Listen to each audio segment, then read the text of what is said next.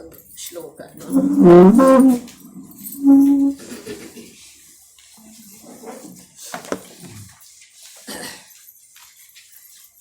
ಸಮಂತಭದ್ರಾಚಾರ್ಯ ದೇವ ವಿರಚಿತ ಚತುರ್ವಿಂಶತಿ ಜಿನಸ್ತವನಾತ್ಮಕ ಸ್ವಯಂಭೂ ಸ್ತೋತ್ರ.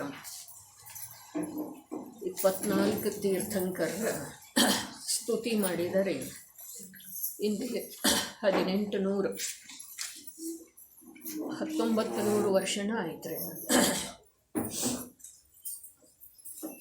ಭಗವಾನ್ ಕುಂದಾಚಾರ್ಯ ದೇವರದ ಸ್ವರ್ಗವಾಸ ಆದ ನಂತರ ಹೆಚ್ಚು ಕಡಿಮೆ 100-150 ವರ್ಷ ಕಳೆದ ಮೇಲೆ ಇವ್ರದ್ದು ಜನ್ಮ ಆಗಿದೆ. ದಕ್ಷಿಣ ಪ್ರಾಂತದೊಳಗನೆ ಇವ್ರದ್ದು ಜನ್ಮ ಆದದ್ದಿದೆ. ಎಲ್ಲ ಆಚಾರ್ಯರ ದಕ್ಷಿಣದವರ ಕುಂದರದ ಎಷ್ಟು ಮಹಿಮೆ ಇದೆಯಲ್ಲ ಅಷ್ಟೇ ಅಂಥೇಳಿ ಹೇಳೋದ ವಾಸ್ತವಿಕವಾಗಿ ಕಲಂಕಿದೆ. ಹಾಗಾದರೆ ಏನು ಹೇಳೋದ, ಒಬ್ಬರ ಜೊತೆಗೆ ಒಬ್ಬರದ ಹೊಂದಾಣಿಕೆ ಅಥವಾ ತುಲನಾತ್ಮಕ ದೃಷ್ಟಿಯಿಂದ ನೋಡೋದನ್ನೇ ಇರುವುದಿಲ್ಲ. ಯಾವ ತೀರ್ಥಂಕರರ ಶ್ರೇಷ್ಠ? ಎಲ್ಲರೂ ಅವರವರ ಅಪೇಕ್ಷಾದಿಂದ ಆ ಕಾಲದೊಳಗೆ ಅದೇ ಪ್ರಕಾರದ ಕಾರ್ಯ ಮಾಡಿದ್ದಾರೆ. ಅದನ್ನು ಪ್ರಸ್ತಾವನೆಯೊಳಗ ಅರ್ಹದ್ಗುಣಗಳ ಮುಖ್ಯತೆಯಿಂದ ನೋಡಿದರೆ 24 ತೀರ್ಥಂಕರರಲ್ಲಿ ಯಾವುದೇ ಪ್ರಕಾರದ ಭೇದಿಲ್ಲ. ಒಂದು ಸ್ವಲ್ಪ ಪ್ರಸ್ತಾವನೆಯೂ ವಿಶೇಷ ಆದದ್ದಿದೆ, ಬೇಕಾದರೆ ಮಧ್ಯಾಹ್ನ ನೋಡೋಣ ಅದನ್ನು. ಈಗ ಈ ಸ್ವಯಂಭೂ ಸ್ತೋತ್ರದೊಳಗೆ ಸ್ಥೂಲ ರೂಪದಿಂದ ತಿಳ್ಕೊಳ್ಳೋದೇನು 24 ತೀರ್ಥಂಕರರ ಸ್ತುತಿ ಇದೆ. 143 ಸಂಸ್ಕೃತ ಶ್ಲೋಕದವ್ರೆ. ಎಷ್ಟದವ್ರೆ? 143. ಪ್ರತಿಯೊಬ್ಬ ತೀರ್ಥಂಕರರು 5 ಶ್ಲೋಕದವ್ರೆ. ಅರನಾಥ ತೀರ್ಥಂಕರರು 20 ಶ್ಲೋಕದವ್ರೆ. ಊಟ ಮಾಡುವಾಗ ಮಾತಾಡ್ರಿ ಒಬ್ರಿಗೊಬ್ಬರು. ಇದನ್ನು ಅರನಾಥ ತೀರ್ಥಂಕರರು 20 ಶ್ಲೋಕದವ್ರೆ. ನೇಮಿನಾಥ ತೀರ್ಥಂಕರರು 10 ಶ್ಲೋಕದವ್ರೆ. ನೇಮಿನಾಥ ತೀರ್ಥಂಕರರು 10 ಶ್ಲೋಕದವ್ರೆ. ಮಹಾವೀರ್ ತೀರ್ಥಂಕರರು 8 ಅದವ್ರೆ.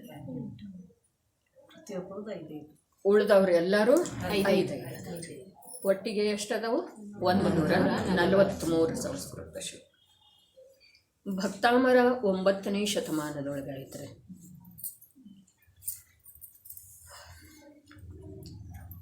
ಭಕ್ತಾಮರ ಯಾವ ರೀತಿ ಪ್ರಚಲಿತ ಆಯಿತು, ಪಂಚಸ್ತೋತ್ರಗಳು ಯಾವ ರೀತಿ ಜೈನ ಪರಂಪರೆಯೊಳಗೆ ಮನೆ ಮನೆಯಲ್ಲಿ ಹಿರಿಯರಿಂದ ಉಚ್ಚರಿಸಲ್ಪಡ್ತಿದ್ದು, ಧರ್ಮನಿಷ್ಠ ಮನೆತನಗಳಲ್ಲಿ ಹಿರಿಯರಿದ್ದರಲ್ಲ, ಅಜ್ಜಿಯರ, ಅವರ ಪಂಚಸ್ತೋತ್ರ ದಶಭಕ್ತಿ. ಹೌದು ಅಥವಾ ಇಲ್ಲರಿ? ಎಲ್ರಿಗೂ ನಮಗೆ ಪರಿಚಯ ಇದೆ, ಯಾಕಂದ್ರೆ ನಮ್ಮ ಮನೆಯಲ್ಲಿ ಇದ್ದವರನ್ನು ನಾವು ನೋಡಿದ್ದೀವಿ. ಆದರೆ ಪಂಚಸ್ತೋತ್ರಕ್ಕಿಂತ ಬಹಳ ಮೊದಲಿಂದ ಇದೆ. ಸಮಂತಭದ್ರಾಚಾರ್ಯರ ಕಾಲನ ಬಹಳ ಪೂರ್ವಕ್ಕೆ ಹೋಯ್ತರಲ್ಲ. ಆದ್ರೂ ಕೂಡ ಬುದ್ಧಿಯ ಸ್ಥೂಲತೆಯಿಂದ ಇರಬಹುದು, ಇದು ಬೆಳಕಿಗೆ ಬರಲಿಲ್ಲ. ಸಮಂತಭದ್ರಾಚಾರ್ಯರ ಮೊದಲೊಂದು ಶ್ಲೋಕ ನೋಡಿ, ಆಮೇಲೆ ಸಮಂತಭದ್ರ. ಸ್ವಯಂ ಭೂವಾ ಭೂತಹಿತೇನ ಭೂತಲೇ ಸಮಂಜಸ ಜ್ಞಾನ ವಿಭೂತಿ ಚಕ್ಷುಷಾ ವಿರಾಜಿತಂ ಏನ ವಿಧುನ್ವತಾತಃ ಕ್ಷಪಾಕರೇವ ಗುಣೋತ್ಕರೈಕರೈ. ಹೇಳ್ರಿ ಇನ್ನೊಂದ್ಸಲ. ಸ್ವಯಂ ಭೂವಾ ಭೂತಹಿತೇನ ಭೂತಲೇ ಸಮಂಜಸ ಜ್ಞಾನ ವಿಭೂತಿ ಚಕ್ಷುಷಾ ವಿರಾಜಿತಂ ಏನ ವಿಧುನ್ವತಾತಃ ಕ್ಷಪಾಕರೇಣೇವ ಗುಣೋತ್ಕರೈಕರೈ. ಸಮಂತಭದ್ರಾಚಾರ್ಯರ ರತ್ನಕರ್ಣ ಶ್ರಾವಕಾಚಾರ ಬರೆದು ಇದ ಜೈನ್ ಸಮಾಜದೊಳಗೆ ಅತ್ಯಂತ ಪ್ರಚಲಿತ ಇದೆ. ಚರಣಾನುಯೋಗಕ್ಕೆ ಸಂಬಂಧಿಸಿದ ಹಾಗೆ ರತ್ನಕರಂಡ ಶ್ರಾವಕಾಚಾರ್ಯದ ಯಾವ ಪ್ರಕಾರ ಸ್ಮರಣೆ ಮಾಡಲಾಗ್ತಿದೆ ಅಷ್ಟು ಆ ಪರಿ ಇನ್ನೊಂದು ಯಾವ ಶ್ರಾವಕಾಚಾರದ್ದಾಗಲಿ ಅಥವಾ ಚರಣಾನುಯೋಗದ ಗ್ರಂಥದ್ದಾಗಲಿ ಸ್ಮರಣೆ ಮಾಡಲಾಗುವುದಿಲ್ಲ. ಆ ಪ್ರಕಾರ ಚರಣಾನುಯೋಗಕ್ಕೆ ಸಂಬಂಧಿಸಿದ ಹಾಗೆ ರತ್ನಕರಂಡ ಶ್ರಾವಕಾಚಾರ ಗ್ರಂಥದ ರಚನೆ ಮಾಡಿದರು. ಅವರ ಗ್ರಂಥಗಳ 4 ಅದವು ಸ್ತುತಿ ಪರಕದವ್ರೆ. ಒಂದು ರತ್ನಕರಂಡ ಶ್ರಾವಕಾಚಾರ, ಒಂದು ಸ್ವಯಂಭೂ ಸ್ತೋತ್ರ. ಇದ ಅವರ ಜೀವನದ ಬಹಳ ದೊಡ್ಡ ಒಂದು ಕ್ರಾಂತಿಯ ವಿಭಾಗ ಇದೆ ರೀ. ಸಮಂತಭದ್ರಾಚಾರ್ಯರ ಜೀವನದೊಳಗೆ ಯಾವೊಂದು ವಿಶಿಷ್ಟ ಕ್ರಾಂತಿ ಆಯಿತು ಅದರದೇ ಒಂದು ವಿಭಾಗ ಇದೆ ರೀ. ಸ್ವಯಂಭೂ ಸ್ತೋತ್ರ ಅಥವಾ ಅಪರನಾಮ ಸಮಂತಭದ್ರ ಸ್ತೋತ್ರ ಅಂಥೇಳಿ ಇದಕ್ಕೆ ಹೇಳ್ತಾರೆ. ಅವರು ಏನು 5 ಕೃತಿ ಅದಾವು, 4 ಸ್ತುತಿ ಅದಾವ್ರಿ. ಮೊದಲನೇದು ಸ್ವಯಂಭೂ ಸ್ತೋತ್ರ, ಎರಡನೇದು ದೇವಾಗಮ ಸ್ತೋತ್ರ, ಅದನ್ನೇ ಆಪ್ತ ಮೀಮಾಂಸೆ ಅಂಥೇಳಿ ಹೇಳ್ತಾರೆ. ಅಂದ್ರೆ ಅದಕ್ಕೂ 2 ಹೆಸರು. ಅದು ಒಂದು ದೇವಾಗಮ ಸ್ತೋತ್ರ, ಎರಡನೇದು ಆಪ್ತ ಮೀಮಾಂಸೆ. ಮೊದಲನೇದು ಸ್ವಯಂಭೂ ಸ್ತೋತ್ರ ಅಥವಾ ಸಮಂತಭದ್ರ ಸ್ತೋತ್ರ, ಮೂರನೇದು ಸ್ತುತಿ ವಿದ್ಯಾ. ಅದನ್ನು ಜಿನಶತಕ ಅಂಥೇಳಿ ಕೂಡ ಹೇಳ್ತಾರೆ. ಸ್ತುತಿ ವಿದ್ಯಾ 3ನೇ ಗ್ರಂಥ, ಅದನ್ನು ಜಿನಶತಕ ಅಂಥೇಳಿ ಕೂಡ ಹೇಳ್ತಾರೆ. 4ನೇದ ಯುಕ್ತ್ಯನುಶಾಸನ ಅಂಥೇಳಿ, ಯುಕ್ತ್ಯನುಶಾಸನ ಅದನ್ನೇ ವೀರಜಿನ ಸ್ತೋತ್ರ ಅಂಥೇಳಿ ಕೂಡ ಹೇಳ್ತಾರೆ. 5ನೇದ ಸಮೀಚೀನ ಧರ್ಮ ಗ್ರಂಥ, ಅದನ್ನೇ ರತ್ನಕರಂಡ ಶ್ರಾವಕಾಚಾರ ಅಂಥೇಳಿ ಹೇಳ್ತಾರೆ. ನಿಜವಾಗಿ ಅವರು ಬರೆದದ್ದ ರತ್ನಕರಂಡ ಅಲ್ಲ, ಅದರ ರತ್ನಕರಂಡ ಅಂಥೇಳಿ ಅವರೇ ಹೆಸರು ಹೇಳಿದ್ದಾರೆ. ಅದೇ ಪ್ರಕಾರ ಅವರ ಸ್ವಯಂಭೂ ಸ್ತೋತ್ರ, ಸ್ವಯಂಭೂ ಯಾಕಂತಂದ್ರೆ ಯಾವ ಪ್ರಕಾರ ಭಕ್ತಾಮರ ಸ್ತೋತ್ರ ಐತಲ್ಲ, ಅದರ ಮೊದಲನೇ ಪದ್ಯದ ಮೊದಲನೇ ಶಬ್ದ ಏನಿದೆ ರೀ, ಭಕ್ತಾಮರ ಪ್ರಣತ ಮೌಲಿ. ಹೀಗಿದೆ ಕಲ್ಯಾಣ ಮಂದಿರ ಸ್ತೋತ್ರ, ಕಲ್ಯಾಣ ಮಂದಿರ ಅದು ಮೊದಲನೇದ ಶಬ್ದ ಇದೆ. ಅದೇ ಪ್ರಕಾರ ಇಲ್ಲಿ ಸ್ವಯಂಭೂ ಅಂಥೇಳಿ ಶಬ್ದ ಬಂತು ಅಂಥೇಳಿ ಇದಕ್ಕೆ ಸ್ವಯಂಭೂ ಸ್ತೋತ್ರ. ಅದೇ ಪ್ರಕಾರ ರತ್ನಕರಂಡ ಶ್ರಾವಕಾಚಾರದೊಳಗೆ ದೇಶಯಾಮಿ ಸಮೀಚೀನಂ, ನಮ್ಮ ಯೋಗಸಾರ ಪ್ರಭೃತದೊಳಗೆಲ್ಲ ಕೆಳಗೆ ಉದ್ಧರಣಿಕೆ ಯಾವ್ಯಾವ ಬಂದಿದಾವೋ ಅದರೊಳಗೆಲ್ಲ ಸಮೀಚೀನ ಧರ್ಮಶಾಸ್ತ್ರ, ಸಮೀಚೀನ ಧರ್ಮಶಾಸ್ತ್ರ ಅಂಥೇಳಿ ಅದರ ಟೀಕಾಕಾರ ಯುಗಲ್ ಕಿಶೋರ್ ಮುಕ್ತಾರ ಉದ್ಧರಣಿಕೆ ನೀಡಿದ್ದಾರೆ. ಇನ್ನು ಈ ಪ್ರತಿಯೊಂದಕ್ಕೂ 2 ಹೆಸರಾದವು. ಇನ್ನು ಸಮಂತಭದ್ರಾಚಾರ್ಯರ ಬಗ್ಗೆ ಸ್ವಲ್ಪ ನೋಡೋದ. ಇದನ್ನು ನಾನು ತಮಗೆ ಓದೇನ ತೋರಿಸ್ತೇನೆ. ನಾನು ಈ ಪುಸ್ತಕದೊಳಗೆ ಅದರ ಉಲ್ಲೇಖ ಮಾಡಲಿಲ್ಲ. ನಮ್ಮ ಈ ಪ್ರಸ್ತಾವನೆಯೊಳಗೆ ನಮ್ಮ ಕನ್ನಡದೊಳಗೆ ಅಂತಂತೂ ಈ ಪುಸ್ತಕ ಇದರೊಳಗೆ ಉಲ್ಲೇಖ ಮಾಡಲಿಲ್ಲ. ಯಾಕೆ ಅಂತಂದ್ರೆ ಅದನ್ನು ಪ್ರತ್ಯಕ್ಷ ನಿಮಗೆ ಹೇಳೋದಿದೆ. ಮುಂದೆ ಅದನ್ನು ಬರೆದಿಟ್ಟಿತು ಅಂತಂದ್ರೆ ಅದರ ಬಗ್ಗೆ ನಮ್ಮಲ್ಲೇ ಅಜ್ಞಾನನ ಪೋಷಣೆ ಆಗಬಹುದೇ ವಿನಃ ಅದರದ ಯಥಾರ್ಥತೆಯನ್ನು ತಿಳ್ಕೊಳ್ಳುವಂಥದ್ದ ಯೋಗ್ಯತೆ ಜನರಲ್ಲಿ ಇರುವುದಿಲ್ಲ. ಜುಗಲ್ ಕಿಶೋರ್ ಮುಕ್ತಾರ ಇದರ ಮೇಲೆ ಟೀಕೆ ಬರೆದಿದ್ದಾರೆ, ಸ್ವಯಂಭೂ ಸ್ತೋತ್ರದ ಮೇಲೆ. ಆ ಟೀಕೆ 88 ಪೇಜ್ ಇದೆ ರೀ. 143 ಶ್ಲೋಕದ ಮೇಲೆ 88 ಪೇಜ್ ಟೀಕೆ ಇದೆ ರೀ. ಶ್ಲೋಕ ಹಿಡ್ದನ ಸ್ವಲ್ಪ ವಿಷಯ ತಿಳ್ಕೊಳ್ಳೋ ಪ್ರಯತ್ನ, ಅದಕ್ಕೆ ಏಕಾಗ್ರತೆಯಿಂದ ಕೂಡ್ಲಿಕ್ಕೆ ಹೇಳ್ತು. ಮತ್ತು ಆ ಗ್ರಂಥಕ್ಕೆ ಪ್ರಸ್ತಾವನೆ 106 ಪೇಜ್ ಇದೆ. ಗ್ರಂಥಕ್ಕೆ ಪ್ರಸ್ತಾವನೆ 106 ಪೇಜ್. ಗ್ರಂಥ ಎಷ್ಟರೊಳಗೆ ಸಮಾವಿಷ್ಟಿದೆ? 88 ಪೇಜ್ದೊಳಗೆ. ಅದರೊಳಗೆ ಮೂಲ ಆಚಾರ್ಯರು 143 ಶ್ಲೋಕ ಸಮಾಹಿತದವ್ರೆ. ತಿಳಿತಾರೆ?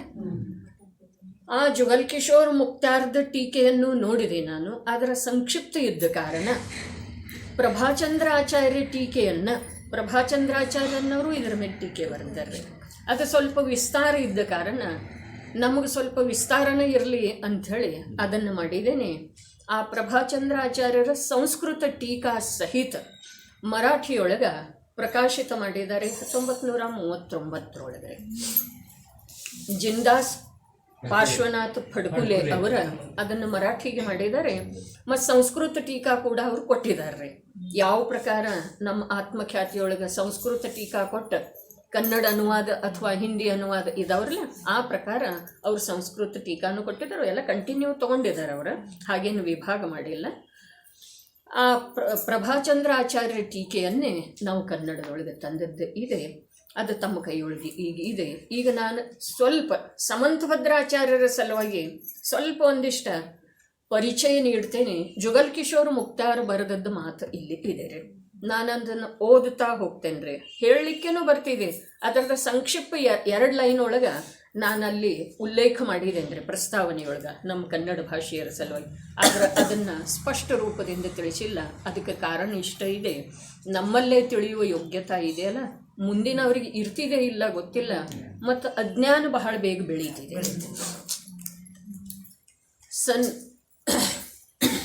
1939 ಶ್ರೀಮಾನ್ ಬಾಬು ಛೋಟೇಲಾಲ್ಜಿ ಜೈನ್ ರೈಸ್ ಕಲ್ಕತ್ತಾ ಕಾ ಭತೀಜ, ಕಲ್ಕತ್ತಾದವರ ಅವರು ಭತೀಜ ಅಂದ್ರೆ ತಮ್ಮನ ಮಗ ಅಲ್ರಿ. ಹಾಂ, ತಮ್ಮನ ಮಗ ಅಸ್ವಸ್ಥ ಆಗಿದ್ದ. ಅದು ಪೂರ ಓದೋದಕ್ಕಿಂತ ಅದರದ ಸಾರ ಹೇಳ್ತೇನೆ. ಅಸ್ವಸ್ಥ ಆಗಿದ್ದ. ಯಾವ ಪರಿ ಅಸ್ವಸ್ಥ ಅಂತಂದ್ರೆ ಅಲೋಪಥಿಕ್ ಡಾಕ್ಟರ್ ಮತ್ತು ಆಯುರ್ವೇದಿಕ್ ವೈದ್ಯರ ಎಲ್ಲರೂ ಎಲ್ಲ ಪ್ರಕಾರದ ಪ್ರಯೋಗ ಮಾಡಿ ಇನ್ನೇನು ಆಗೋದಿಲ್ಲ, ಘಂಟೋಂಕೆ ಮೆಹಮಾನ್ ಅಂಥೇಳಿ ಹೇಳ್ತಾರೆ. ಕೆಲವು ಗಂಟೆ ಮಾತ್ರ ಅಂಥೇಳಿ ಹೇಳ್ತಾರೆ. ಹೇಳಿದ ನಂತರ ಇವರು ಅದಾರಲ್ಲ ಶೇಠ್ ಬಾಬು ಛೋಟೇಲಾಲ್ಜಿ ಅಂಥೇಳಿ ಅವ್ರ ಹೆಸರು. ಅವರ ಏನೋ ಗೊತ್ತಿಲ್ಲ, ಸಮಂತಭದ್ರ ಆಚಾರ್ಯರ ಸ್ಮರಣೆ ಮಾಡಿ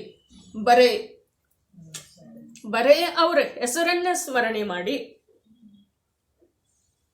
500 ರೂಪಾಯಿ ದಾನಕ್ಕೆ ಇಟ್ಟರ್ರಿ. ಅಂದಿನ ಕಾಲದ ಇಂದ 50,000ಕ್ಕಿಂತಲೂ ಜಾಸ್ತಿ ಆಗೋಗ್ತದ. ಅದರದ ಬೆಲೆ ಇಲ್ಲಿ. ಆಮೇಲೆ ವೈದ್ಯರಿದ್ದಾರೆ, ಡಾಕ್ಟರ್ಸ್ ಇದ್ದಾರೆ, ಪರಿವಾರದ ಜನರಿದ್ದಾರೆ, ಊರ ಜನರಿದ್ದಾರೆ. ಎಲ್ರಿಗೂ ಸಮಾಚಾರ ಇದೆ. ದೊಡ್ಡ ಶ್ರೀಮಂತ ಅಂದ ಕೂಡಲೇ ಸಮಾಚಾರ ಇರೋದಿರಲ್ಲ. ಇನ್ನೇನ ಕೆಲವು ಗಂಟೆನೇ ಈ ಬಾಲಕನ ಜೀವನ ಇದೆ, ಈ ವ್ಯಕ್ತಿಯ ಜೀವನ ಇದೆ ಅಂಥೇಳಿ ಅವರಿಷ್ಟು ಕಾರ್ಯ ಮಾಡಿದ ನಂತರ ಅವನ ಶರೀರದೊಳಗೆ ಯಾವ ಬದಲಾವಣೆ ಆಯ್ತಲ್ಲ, ಅದನ್ನು ನೋಡಿ ಡಾಕ್ಟರ್ ವೈದ್ಯರಿಗೆ ಎಲ್ಲ ಆಶ್ಚರ್ಯ. ಅವ ಬದುಕಿಬಿಟ್ರೆ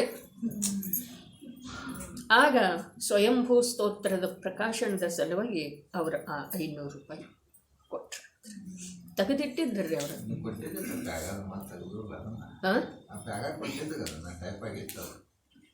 ಹಾಂ, ಇದು ಪೂರಾ ಇಲ್ರಿ ವಿಷಯ. 2 ಲೈನ್ ಒಳಗೆ ಅಂದರೆ ಇಂಥದ್ದೊಂದು ಘಟನೆ ನಡೆದು ಹೋಗಿದೆ, ಆಶ್ಚರ್ಯಕರವಾದಂಥ ಘಟನೆ ಅಂಥೇಳಿ ಇಷ್ಟು ಹಾಕಿದೆ ಅಂದರೆ ಇದು ಇಷ್ಟು ಇಲ್ಲಿ ಹೇಳುವುದಿದೆ. ಸಮಂತಭದ್ರ ಆಚಾರ್ಯರ ಒಂದು ಯೋಗ್ಯತೆ ಎಂಥದ್ದಿತ್ತು, ಅವ್ರ ಪವಿತ್ರತೆ ಎಂಥದ್ದಿತ್ತು. ಬರೇ ಅವರ ನಾಮದೊಳಗೆ ಸಮಂತಭದ್ರ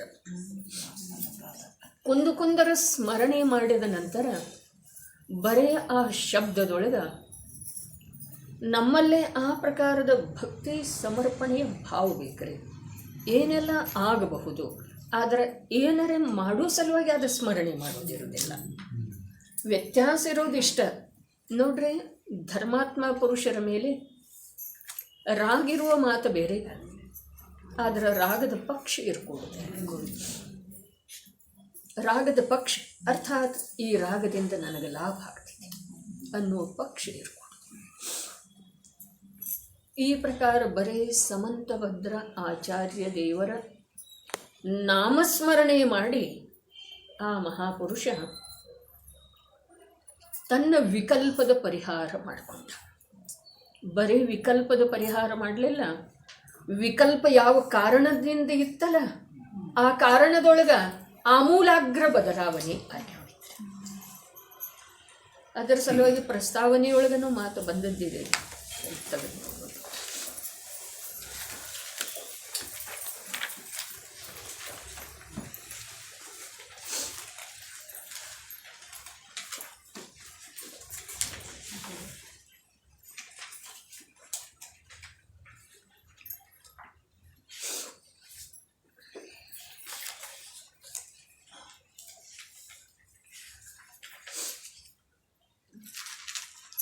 ಎಲ್ಲಿದೆ ಅಂಥೇಳಿ ಸಿಕ್ಕೋದಿಲ್ಲ, ಇರಲಿ. ಅಲ್ಲಿ ವಿಷಯ ಹೀಗಿದೆ. ಅದು ವಿಷಯ ಅಂತೂ ನನ್ನ ತಲೆಯೊಳಗನೇ ಇದೆ, ಪೂರಾ ಬರೆದದ್ದನೇ ಇದೆ ರೀ ತಲೆಯೊಳಗನ. ನಾನೇ ಬರೆದದ್ದು ನನ್ನ ತಲೆಯೊಳಗೆ ಮೊದಲು ಬರೆದಿರ್ತಿದ್ದೀರಿ, ಆಮೇಲೆ ಇಲ್ಲಿ ಕಾಗದ ಮೇಲೆ ಬರೀತಿದ್ದೀರಿ. ಕಾಲ ಯಾವುದಾದ್ರೆ ಏನ, ಉದಯ ಎಂಥದ್ದಿದ್ರೆ ಏನ, ಸಂಯೋಗಿ ಎಂಥದ್ದಿದ್ರೆ ಏನು ಮಾಡ್ತಿದೆ? ಹೃದಯದೊಳಗೆ ಭಕ್ತಿ ಬೇಕು. ಈ ವಾಕ್ಯ ಇದೆ, ಅದನ್ನೇನು ಹುಡುಕುವ ಅವಶ್ಯಕತೆ ಇಲ್ಲ, ನಿಮಗೆ ಓದು ಎಳೆದೊಳಗೆ ಶಿಸಿ.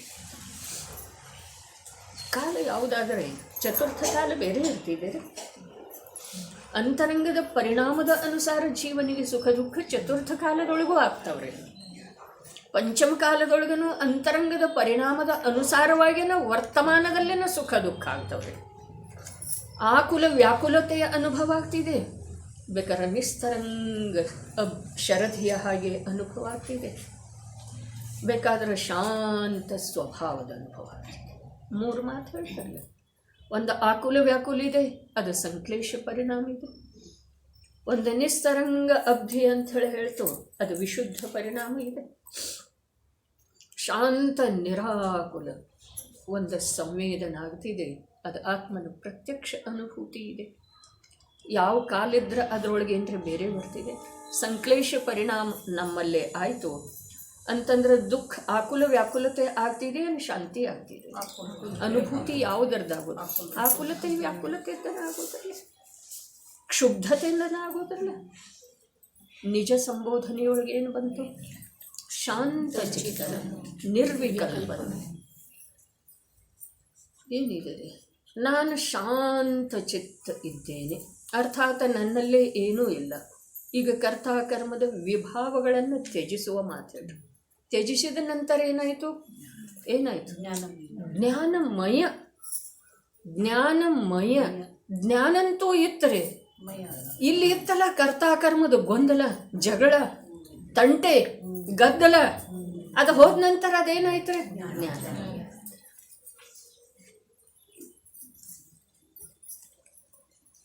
ತೇರದಾಳದೊಳಗಿಂದ ಶಿಬಿರದಿತ್ತರೆ ಅದಕ್ಕೆ ಅಂಥೇಳಿ 20 ಎಕರೆ ಜಮೀನು ತೊಗೊಳ್ತೇನೋ, ಬಾವಿ ತೊಗೊಳ್ತೇನೋ, ಅದೆಲ್ಲ ಅಲ್ಲಿ ಜನರಿಗೆ ಅನುಸಾರವಾಗಿ ಪಂಪ್ ಸೆಟ್ ಹಚ್ತೇನೋ.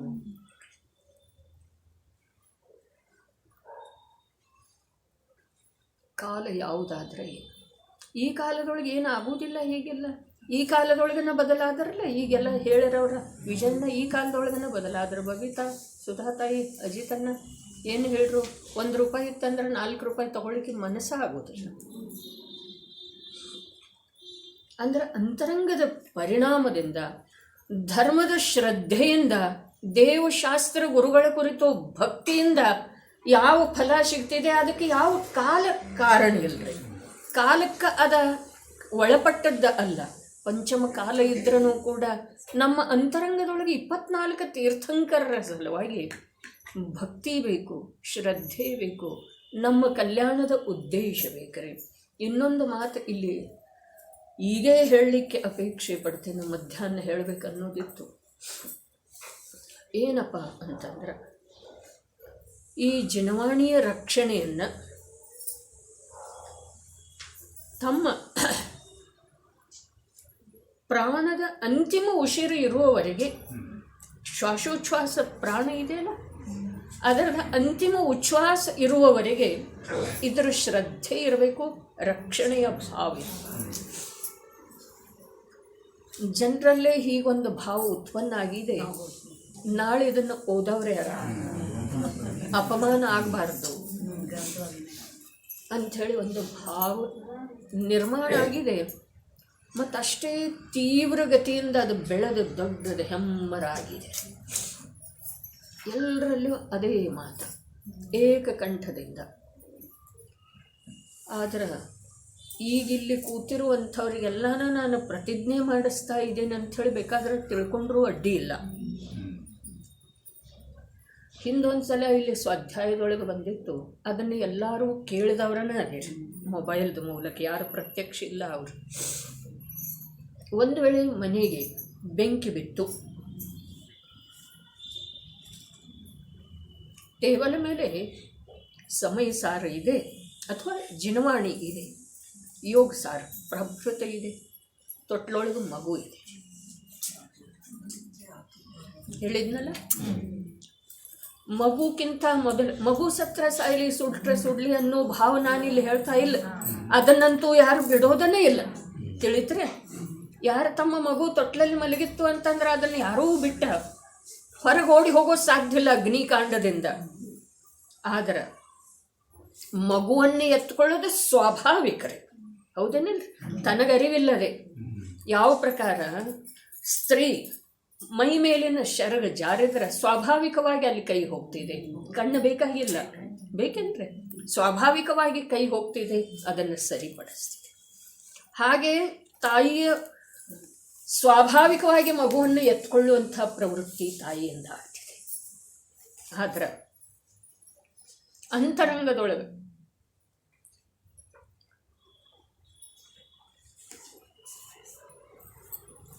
ಆ ಟೇಬಲ್ ಮೇಲಿರುವಂಥ ಜಿನವಾಣಿ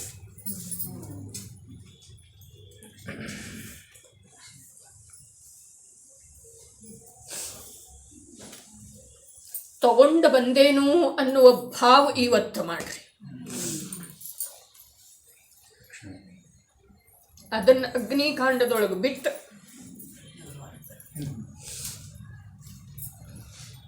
ನಾನು ಈ ಶರೀರ ರಕ್ಷಣೆಯ ಸಲುವಾಗಿ ಹೊರಗೆ ಓಡಿ ಬರುವುದಿಲ್ಲ. ಇಷ್ಟು ಭಾವ ಮಾಡ್ರಿ. ಭಾವದಿಂದ ಏನೆಲ್ಲ ಆಗ್ತಿದ್ದೀರಿ, ಏನೆಲ್ಲ ಆಗೋ ಸಲುವಾಗಿ ಅಲ್ಲ, ಏನೆಲ್ಲ ಆಗೋ ಸಲುವಾಗೇನ, ಏನೆಲ್ಲ ಏನಾಗೋದ ಧನ ಪುತ್ರಾದಿಗಳ ರಕ್ಷಣೆ ಮಾತಲ್ಲ, ಏನೆಲ್ಲ ಆಗ್ತಿದೆ. ಅರ್ಥಾತ್ ಈ ಭಾವದಿಂದ ತತ್ವ ನಿರ್ಣಯ ಆಗ್ತಿದೆ, ಈ ಭಾವದಿಂದ ಸಮ್ಯಕ್ ದರ್ಶನ ಆಗ್ತಿದೆ, ಈ ಭಾವದಿಂದ ಮುನಿದಶ ಬರ್ತಿದೆ, ಈ ಭಾವದಿಂದ ಸಮ್ಯಕ್ ಚಾರಿತ್ರ್ಯದ ಪರಿಪೂರ್ಣತೆ ಆಗ್ತಿದೆ, ಈ ಭಾವದಿಂದ ಸಾಕ್ಷಾತ್ ಮೋಕ್ಷ ಆಗ್ತಿದೆ. ಮತ್ತು ಉಳಿದ ಆ ಜಡ ಪದಾರ್ಥಗಳನ್ನಂತೂ ಸಂರಕ್ಷಣೆ ಮಾಡುವ ಮಾತ ಯಾರಿಂದನೂ ಸಾಧ್ಯ ಇಲ್ರಿ, ಯಾರಿಂದನೂ ಸಾಧ್ಯ ಇಲ್ಲ. ಯಾವುದು ಸಂರಕ್ಷಿತ ಉಳಿಬೇಕೋ ಅದು ಎಷ್ಟು ಕಾಲ ಉಳಿಬೇಕೋ ಅಷ್ಟು ಉಳಿದೇ ತೀರ್ತಿದ್ದೀರಿ. ಅದಕ್ಕೆ ಯಾರು ನಿಮಿತ್ತ ಆಗಬೇಕೋ ಅವರ ನಿಮಿತ್ತ ರೂಪದಿಂದ ಕೂಡ ಇದ್ದೇ ಇದ್ದಾರೆ. ಅದರ ಭಾವದೊಳಗ ದೇವಶಾಸ್ತ್ರ ಗುರು. ಇನ್ನು ಎಲ್ಲರ ಮನೆಯಲ್ಲಿ ಶಾಸ್ತ್ರ ವಿರಾಜಮಾನ ಇದೆ ಅಂದಮೇಲೆ ಶಾಸ್ತ್ರದ ಸಂರಕ್ಷಣೆ ಒಂದು ಪ್ರಕಾರದಿಂದ ಪ್ರತಿಜ್ಞಾ ರೂಪದಿಂದ ಭಾವ ಮಾಡೋದಿದೆ. ನಾನು ಜಿನವಾಣಿಗೆ ಧಕ್ಕೆ ತರಬಹುದಿಲ್ಲ. ಒಂದು ಮಾತು, ಜಿನವಾಣಿಗೆ ಅಂಥೇಳಿ ಹೇಳೋದ ಅದು ಜಡ ದ್ರವ್ಯಶ್ರುತದ ಮಾತಾಯ್ತ್ರಿ. ಆದರೆ ಭಾವಶ್ರುತ ನಾನೇನು ಈ ತತ್ವ ತಿಳ್ಕೊಂಡಿದ್ದೇನೆ, ಒಂದು ದ್ರವ್ಯ ಇನ್ನೊಂದು ದ್ರವ್ಯದೊಳಗೆ ಏನೂ ಮಾಡೋ ಸಾಧ್ಯ ಇಲ್ಲ. ಯಾವ ಪ್ರಕಾರದ ಕರ್ಮದ ಉದಯದ ಅನುಸಾರ ಸಂಯೋಗಿ ಪದಾರ್ಥಗಳಲ್ಲಿ ಸ್ಥಿತ್ಯಂತರ ಆಗುವುದಿದೆಯೋ ಅದು ಹಾಗೆಯೇ ತೀರ್ತಿದೆ. ಈ ಪ್ರಕಾರದ ಯಾವ ಕೆಲವೊಂದು ಅತ್ಯಂತ ಉಪಯೋಗಿ ತತ್ವಗಳಿದಾವೆಯೋ ಅವುಗಳದ್ದು ರಕ್ಷಣೆ ಮಾಡೋದು. ಬೇಕಾದಂಥ ಪ್ರಸಂಗ ಬರಲಿ, ಮರಣಕ್ಕಿಂತ ಅಧಿಕ ಯಾವ ಪ್ರಸಂಗ ಇಲ್ಲ. ಮತ್ತು ಮರಣ ಬಂದಲ್ದ ಬಿಡೋದಿಲ್ಲ, ಬರೋದನ್ನೇ ಇದೆ ರೀ. ರಾಜ ರಾಣ ಛತ್ರಪತಿ ಹಾಕಿನಕ್ಕೆ ಅಸವಾರ ಮರಣ ಸಬಕೋ ಏಕದಿಂದ ಸಬಕೋ ಎಲ್ರಿಗೂ ಸಾಯೋದಿದೆ. ಆದ್ರೆ ಅವರವರ ಸರದಿ ಬಂಧನ, ಅವರವರ ಆಯು ಎಷ್ಟು ಸಂಗ್ರಹ ಮಾಡಿ ತಂದಿದ್ದಾರೆ, ಗಳಿಸಿಕೊಂಡು ಬಂದಿದ್ದಾರೆ. ಅದು ತೀರಿದ ನಂತರ ಒಂದು ಉಚ್ಛ್ವಾಸ ಕೂಡ ಇಲ್ಲಿ ಬಿಡ್ತೇನೋ ಅಥವಾ ಒಂದು ಶ್ವಾಸ ಎಳ್ಕೊಳ್ತೇನೋ ಅನ್ನೋದ ಅನಂತ ಬಲಶಾಲಿ ಅರ್ಹಂತರಿಗೆ ಕೂಡ ಸಾಧ್ಯ. ದಶಪ್ರಾಣಗಳಿಂದ ಅವರ ಜೀವನ ಇಲ್ಲ, ಆದರೆ ದಶಪ್ರಾಣಗಳ ವಿದ್ಯಮಾನದವರೇ. ಅದರ ಸಲುವಾಗಿ ಕೆಲವೊಂದು ಪ್ರಯೋಜನಭೂತವಾದಂಥ ಆತ್ಮಹಿತಕಾರಕವಾದಂಥ ನಿರ್ಣಯಗಳನ್ನು ನಮ್ಮ ಜೀವನದಲ್ಲಿ ನಾವು ಮಾಡ್ತಾ ಹೋಗೋದು ಅವಶ್ಯಕ ಇದೆ. ಇನ್ನು ಸಮಂತಭದ್ರ ಆಚಾರ್ಯರ ಜೀವನದೊಳಗೆ ಎಲ್ರಿಗೂ ಗೊತ್ತಿದೆ ಭಸ್ಮಕ ರೋಗ ಆಯಿತು ಅಂಥೇಳಿ. ಅದು ವಿಸ್ತಾರ ಕಥೆ ಹೇಳಲಿಕ್ಕೆ ನಾನು ಹೋಗುವುದಿಲ್ಲ. ಅದರ ಮಾತಿಷ್ಟು ಇದೆ ರೀ. ಅದು 6 ತಿಂಗಳಗಟ್ಟಲೆ ರೋಗ ಇತ್ತರೆ ಅವ್ರದ್ದು. ಸಮಂತಭದ್ರಾಚಾರ್ಯರ ಶರೀರದೊಳಗೆ ಗಾಡಿಗಟ್ಟಲೆ ಅನ್ನ ತಿಂದ್ರೂ ಕೂಡ ಹಸಿವೆ ಹೇಗಿದೆ ಹಾಗೆ ಉಳಿತೈತೆ. ಸನತ್ ಕುಮಾರ್ ಚಕ್ರವರ್ತಿಗೆ ಮುನಿ ಅವಸ್ಥೆಯೊಳಗೆ 700 ವರ್ಷಗಳವರೆಗೆ ಕುಷ್ಠರೋಗ ಇತ್ತು. ರೋಗ ಬರೋದು ದೊಡ್ಡ ಮಾತಲ್ಲ, ರೋಗ ಬರದೇ ಇರೋದು ಆಶ್ಚರ್ಯದ ಮಾತಿದೆ ರೀ. ಶರೀರದೊಳಗೆ ರೋಗ ಬರಲಿಲ್ಲ ಅಂತಂದ್ರೆ ಆಶ್ಚರ್ಯ ಪಟ್ಕೊಳ್ಬೇಕ್ರೆ. ಇಂಥದ್ದೊಂದು ರೋಗ ಇವರಿಗೆ ಆಗಿದೆ ಅಂತಂದ್ರೆ ಅದರೊಳಗೆ ಆಶ್ಚರ್ಯ ಪಡುವ ಮಾತೇನಿದೆ, ಘೃಣಾ ಪಡುವ ಮಾತ್ರ ಏನಿದೆ? ಶರೀರದ ಸ್ವರೂಪನೇ ಇದೆ ನೋಡ್ರಿ. ಇನ್ನೊಂದು ಇಲ್ಲಿ ಮುಖ್ಯವಾದಂಥ ಮಾತ, ಅಶುಭ ಕರ್ಮದ ಉದಯದಿಂದ ಯಾವೂ ಜೀವ ತಾತ್ಸಾರ ಯೋಗ್ಯ ಆಗೋದಿಲ್ಲ. ಏನು ಹೇಳ್ತು? ಅಶುಭ ಕರ್ಮದ ಉದಯದಿಂದ ಯಾವೂ ಜೀವ ತಾತ್ಸಾರ ಯೋಗ್ಯ ಆಗುವುದಿಲ್ಲ. ಅಶುಭ ಪರಿಣಾಮ ಪ್ರಕಟ ಯಾರಲ್ಲಾದರೂ ಇದ್ದು ಅಂತಂದ್ರೆ ಅವರ ಸಲುವಾಗಿ ಏನು ಮಾಡೋದಿದೆ? ನಾವು ಸಾಮಾಜಿಕ ಪಾಠದೊಳಗೆ ಏನು ಹೇಳ್ತಾರೆ? ವಿಪರೀತ ವೃತ್ತಿಯ ಸಲುವಾಗಿ ಮಾಧ್ಯಸ್ಥ ಭಾವ. ಅದು ಮುನಿಗಳ ಮಾತಲ್ಲ, ಅದು ನನ್ನ ಸಲುವಾಗಿ ಹೇಳಿದ್ದಾರೆ. ನಾನು ಹಾಗೆ ಮಾಡೋದಿದೆ, ನಾನು ಹಾಗೆ ಮಾಡೋದಿದೆ, ನಾನು ಅಂಥ ಸಾಮಾಯಿಕ ಮಾಡೋದಿದೆ. ಎಷ್ಟು ಸಮಯ? 3 ಸಮಯ 6 ಗಳಿಗೆ ಅಲ್ಲ, ನಿರಂತರ ಮಾಡೋದಿದೆ. ಏನ? ಸಮತಾ ಸರ್ವಭೂತೇಷು ಸಂಯಮೇ ಶುಭ ಭಾವನಾ ಆರ್ಥ ರೌದ್ರ ಪರಿತ್ಯಾಗ. ಆರ್ಥ ರೌದ್ರದ ನಮ್ಮ ಜೀವನದೊಳಗೆ ಪರಿತ್ಯಾಗ ಆಗಿ ಹೋಗ್ಬೇಕ್ರಿ. ಮೊನ್ನೆ ಹೇಳಿದ್ದೆನು, ಆರ್ಥ ಧ್ಯಾನದಿಂದ ತಿರಿಯಂಚಗತಿ ಆಗ್ತಿದೆ, ರೌದ್ರ ಧ್ಯಾನದಿಂದ ನರಕಗತಿ ಆಗ್ತಿದೆ. ಅದಕ್ಕೆ ನಾವು ಮನುಷ್ಯ ಆಗಿ ಜಿನವಾಣಿಯ ಸಂಸರ್ಗ ಮಾಡಿ ಆರ್ಥ ರೌದ್ರ ಧ್ಯಾನ ಬುದ್ಧಿಪೂರ್ವಕ ಮಾಡೋದಿಲ್ರಿ, ಆಗ್ತಾನೇ ಇರ್ತವೆ. ಆದ್ರೆ ಅದರೊಳಗೆ ಮಂದ ತೀವ್ರ ಭೇದ ಇದೆಯಲ್ಲ, ಅವ ಆಗಲೇ ಮಾಡುವ ಮಾತಿಲ್ಲ, ಅವ ಆಗಲೇ ಅದರ ಜೊತೆಗೆ ಒಂದಾಗುವ ಮಾತಿಲ್ಲ. ಅದಕ್ಕೆ ಹೇಳ್ತು, ರಾಗ ಇರಲಿ, ರಾಗದ ಪಕ್ಷ ಭಸ್ಮಕ ರೋಗ ಐತ್ರಿ ಅವರಿಗೆ. 6 ತಿಂಗಳವರೆಗೆ ಆಹಾರ ನಾನಾ ಪ್ರಕಾರದ ಶ್ರಾವಕರ ಭಕ್ತಿಯಿಂದ ಹಾಕಿದ್ರೂ ಕೂಡ ಅದಕ್ಕೊಂದು ಮರ್ಯಾದೆ ಇದೆಯಲ್ಲ, ಮುಗಿದು ಹೋಗ್ತಿತ್ತು. ಇವ್ರದ್ದು ಹಸಿವೆ ಮುಗೀತಿರ್ಲಿಲ್ಲ. ಆಮೇಲೆ ಅವರು ಗುರುವಿನ ಹತ್ರ ಹೋದರು, ಏನು ವಾರ್ತಾಲಾಪ ಆಯಿತು ಅದೆಲ್ರಿಗೂ ಗೊತ್ತಿದ್ದದ್ದು ಇದೆ. ಆಮೇಲೆ ಅನ್ಯ ವೇಷಧಾರಣ ಮಾಡಿರ್ರಿ. ಅವರ ಮುನಿ ವೇಷ ಅಂತೂ ಬಿಟ್ಟರು, ಅನ್ಯ ವೇಷಧಾರಣ ಮಾಡಿದ್ರು. ಎಲ್ಲೂ ಅವರಿಗೆ ಕ್ಷುಧೆಯ ನಿವಾರಣೆ ಆಗಲೇ ಇಲ್ಲ. ವಿಹಾರ ಮಾಡ್ತಾ ಬನಾರಸ ನಗರಕ್ಕೆ ಬಂದರು. ಅಲ್ಲಿ ಶಿವಸ್ಕಂಧ ಶಿವಕೋಟಿ ಆಚಾರ್ಯ ಆದರೆ ಅವರ ಮುಂದೆ ಆ ದೊರೆ ನಾನಾ ಪ್ರಕಾರದ ಭಕ್ಷ್ಯಗಳನ್ನು ಮಾಡಿ ಆ ಶಿವಲಿಂಗಕ್ಕೆ ತಿನ್ನಿಸ್ತಿದ್ದಾರೆ. ಅಂದ್ರೆ ಬಾಣ ತೋರಿಸ್ತಿದ್ದಾರೆ ನೈವೇದ್ಯದ ರೂಪದಿಂದ. ದಾರಿಯಿಂದ ತಗೊಂಡು ಹೋಗ್ತಾ ಇರುವುದನ್ನು ನೋಡಿ ಇವರಿಗೆ ಅನ್ನಿಸ್ತು, ಇಲ್ಲೇನಾದರೂ ಆಗಬಹುದು ಅಂತೇಳಿ. ಹಾಗಾದರೆ ಇದೇನು ಇಷ್ಟೊಂದೆಲ್ಲ ಅಂತಂದ್ರೆ ನಾವು ದೇವರಿಗೆ ಈ ಪ್ರಕಾರ ನೈವೇದ್ಯ ಮಾಡ್ತೀವಿ ಹೇಳಿದ ನಂತರ, ಹಾಗಾದರೆ ದೇವರು ತಿಂತಾನೇನ? ಇಲ್ಲ ಅಂತ ಹೇಳ್ತಾರೆ ಆ ಭಡ್ಜಿಗಳೆಲ್ಲ. ನಾ ತಿನ್ನಿಸ್ತೇನಂತಾರೆ, ನಾ ತಿನ್ನಿಸ್ತೇನೆ. ಹೌದಾ? ಅದು ದೊರೆ ತನಕ ಹೋಗ್ತಿದೆ, ದೊರೆಗೆ ಸಂತೋಷವೇ. ಆಮೇಲೆ ನೀವು ಯಾರೂ ಇರ್ಕೂಡ್ದು ಅಂಥೇಳಿ ಮಂದಿರದೊಳಗೆಲ್ಲ ಅವ್ರು ತಂದೆ ಇಡೋರ ಬಾಗಿಲು ಹಾಕೊಂಡು ತಿನ್ನೋರು ಒಳಗೆ. ಅದು ರೋಗ ಹಾಗೆ ಇದೆ ರೀ. ಆಮೇಲೆ ಕೆಲವು ದಿವಸ ಆದ ನಂತರ ಅದು ಉಳಿಕೈತು, ಅದು ಶಾಂತ ಆಯ್ತು, ರೋಗ ಉಳಿಲಿಕ್ಕಾಯ್ತು. ಹಾಗೆ ಏನೋ ಸಂದೇಹ ಬಂದ ಆ ದೊರೆ ಒಬ್ಬ ಬಾಲಕನನ್ನು ಅವರಿಗೆ ಗೊತ್ತಿಲ್ಲದೆ ಇರುವ ಹಾಗೆ ಅಲ್ಲಿ ಕೂಡಿಸ್ತಾರೆ. ಕೂಡಿಸಿದ ನಂತರ ಇವರು ಬಾಗಿಲ ತಿನ್ನಲಿಕ್ಕೆ ಶುರು ಮಾಡಿದರು. ಆಯಿತು. ಆಮೇಲೆ ಆ ಬಾಲಕ ಹೋಗಿ ಹೊರಗೆ ಹೇಳಿದ, ಅವರೇ ತಿಂತಾರೆ ಅಂಥೇಳಿ. ಆಮೇಲೆ ರಾಜಾಜ್ಞೆ ಆಯಿತು, ಬಂಧನ ಆಯಿತು. ಬಂಧಿಸಿದರೆ ಅವ್ರನ್ನ. ಯಾರು ನೀ? ನಿಜವಾಗಿ ಹೇಳು.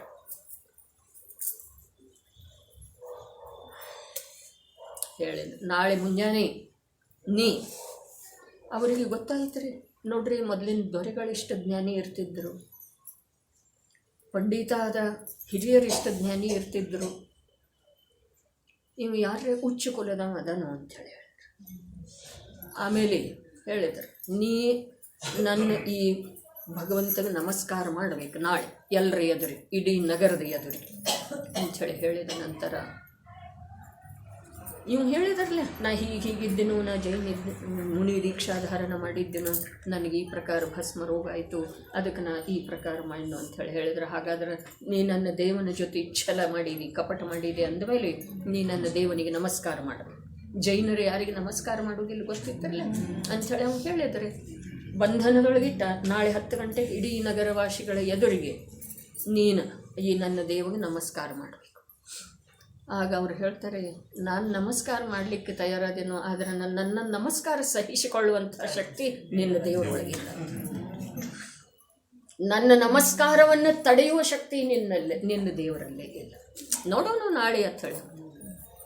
ಆಮೇಲೆ ರಾತ್ರಿ ಕಳೀತಾ ಹೋಗ್ತಿದೆ. ಇವ್ರಿಗೊಂದು ಸ್ವಲ್ಪ ಆತಂಕ ಆಗ್ತಿದೆ ರೀ ಮನುಷ್ಯನೊಳಗೆ. ಮಾತಾಡೋದೇನೋ ಮಾತಾಡಿಬಿಟ್ಟೆನೋ, ಏನು ಮಾಡೋದಾ ಹೇಳಿದ ನಂತರ ಶಾಸನ ದೇವತಾ ಪ್ರತ್ಯಕ್ಷ ಆಗ್ತಿದ್ದೀರಿ. ಜಿನಶಾಸನ ದೇವತಾ ಪ್ರತ್ಯಕ್ಷ ಆಗಿ, ನೀ ಏನೂ ಕಾಳಜಿ ಮಾಡಬೇಡ, ಅಲ್ಲಿ ಹೋಗಿ ನೀ 24 ತೀರ್ಥಂಕರ ಸ್ತುತಿ ಮಾಡ. 24 ನಿನ್ನ ನಂಬಿದ ದೇವರನ್ನು ನೀನು ಸ್ತುತಿಸ, ಅದರೊಳಗೇನು ಅಭ್ಯಂತರ ಇಲ್ಲಲ್ಲ. ಆ ದೇವಿ ಹೇಳ್ತಿದ್ದೆ. ಆಗ ಇವರು ವಿಶ್ವಾಸ ಮಾಡಿ ಮಲಗ್ತಾರೆ. ಬೆಳಗ್ಗೆ ಥರ್ಷದ ಪ್ರಕಾರ ಅಲ್ಲಿ ನಡೀತಿದೆ. ಇವರು ಹೋಗಿ ಕೂಡ್ತಾರೆ. ಸ್ವಯಂಭೂ ಸ್ತೋತ್ರ ಆರಂಭ ಆಗ್ತಿದೆ. ಚಂದ್ರಪ್ರಭ ತೀರ್ಥಂಕರರ ಸ್ತುತಿ ಮಾಡುವ ವೇಳೆದೊಳಗೆ ಆ ಶಿವಲಿಂಗ ಭಗ್ನ ಆಗ್ತಿದೆ ಮತ್ತು ಚತುರ್ಮುಖ ಚಂದ್ರಪ್ರಭ ತೀರ್ಥಂಕರರ ಬಿಂಬ ಅಲ್ಲಿ ಉದಿಸುವ.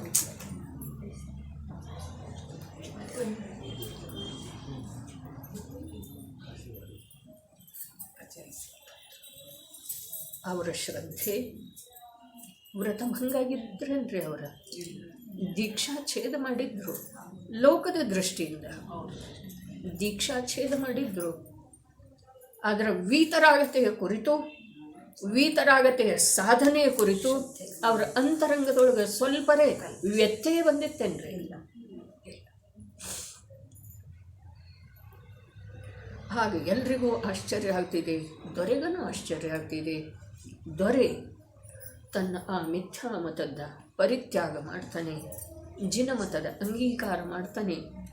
ಕೂಡ ಅವರ ಹತ್ರ ದೀಕ್ಷಾಧಾರಣ ಮಾಡ್ತಾನೆ. ಅವನೇ ಶಿವಕೋಟಿ ಆಚಾರ್ಯ ಅಂಥೇಳಿ ಪ್ರಸಿದ್ಧ ಆಗ್ತಾನೆ. ಅವನೇ ಭಗವತಿ ಆರಾಧನಾ ಅಂತೇಳಿ ಗ್ರಂಥದ ರಚನೆ. ಭಗವತಿ ಆರಾಧನಾ ತನ್ನ ಗುರು ಶ್ರಾವಕಾಚಾರ್ಯ ಬರೆದ್ರ ತಾನು ಭಗವತಿ ಆರಾಧನಾ. ಜ್ಞಾನ, ಎಷ್ಟು ಜ್ಞಾನ, ಎಷ್ಟು ಶ್ರದ್ಧೆ, ಅಂತರಂಗದೊಳಗೆ ಭಕ್ತಿ ಎಷ್ಟು. ಭಕ್ತಿ ಇಲ್ದಿದ್ರೆ ಏನೂ ಇಲ್ರಿ. ಭಕ್ತಿ ಮುಕ್ತಿ ದಾತಾರ ಅಂಥೇಳಿ ಹೇಳಿದ್ರಲ್ಲ. ಮೋಕ್ಷದ ಸಲುವಾಗಿ ಇಲ್ಲಿ ಜುಗಲ್ಕಿಶೋರ್ ಮುಕ್ತಾರ 3 ಮಾತು ಹೇಳ್ತಾರೆ. ಮೊದಲನೇದು ಭಕ್ತಿ ಯೋಗ, ಎರಡನೇದು ಜ್ಞಾನ ಯೋಗ, ಮೂರನೇದು ಕರ್ಮಯೋಗ. ಭಕ್ತಿ ಯೋಗ, ಜ್ಞಾನ ಯೋಗ, ಕರ್ಮಯೋಗ. ಕರ್ಮ ಅರ್ಥಾತ್ ಆ ಭಕ್ತಿಯ ಅನುಸಾರ ಯಾವ ಜ್ಞಾನ ಆಗಿತ್ತು, ಆ ಜ್ಞಾನದ ಅನುಸಾರ ಜೀವದ ಪರಿಣಾಮನ ಆಗೋದ, ಅದರಿಂದ ಮೋಕ್ಷ ಆಗ್ತಿದೆ. ಭಕ್ತಿ ಯಾವುದಕ್ಕಂತರು? ಯಾವ ಭಗವಂತನ ಗುಣ ಇದಾವೆಯೋ ಆ ಗುಣಗಳಲ್ಲೇ ಈ ಅನುರಾಗ ಮಾಡೋದ. ಆ ಗುಣಗಳ ಇವನಿಗೆ ಅರಿಯದೇ ಇವನಲ್ಲೇ ಬಂದು ಬಿಡ್ತವೆ. ಇವು ಬರಮಾಡಿಕೊಳ್ಳುವುದಿಲ್ಲ, ಇವನಿಗೆ ಗೊತ್ತೂ ಆಗೋದಿಲ್ಲ. ಆದರೆ ಅಂಥ ಗುಣಗಳ ಇವನಲ್ಲೇ ಇರ್ತಾವ್ರೆ, ಅವು ಪ್ರಕಟ ಆಗಲ್ಲ ಅಷ್ಟು. ಕನ್ನಡದೊಳಗೊಂದು ಸಿನಿಮಾ ಇತ್ತು ನೋಡ್ರಿ, ರಂಗನಾಯಕಿ ಅಂತ. ಆಕೆ ಆ ದೇವರ ಭಕ್ತಿ ಮಾಡ್ತಾಳೆ, ಮೆರವಣಿಗೆ ಹೋಗ್ತಿತ್ತು.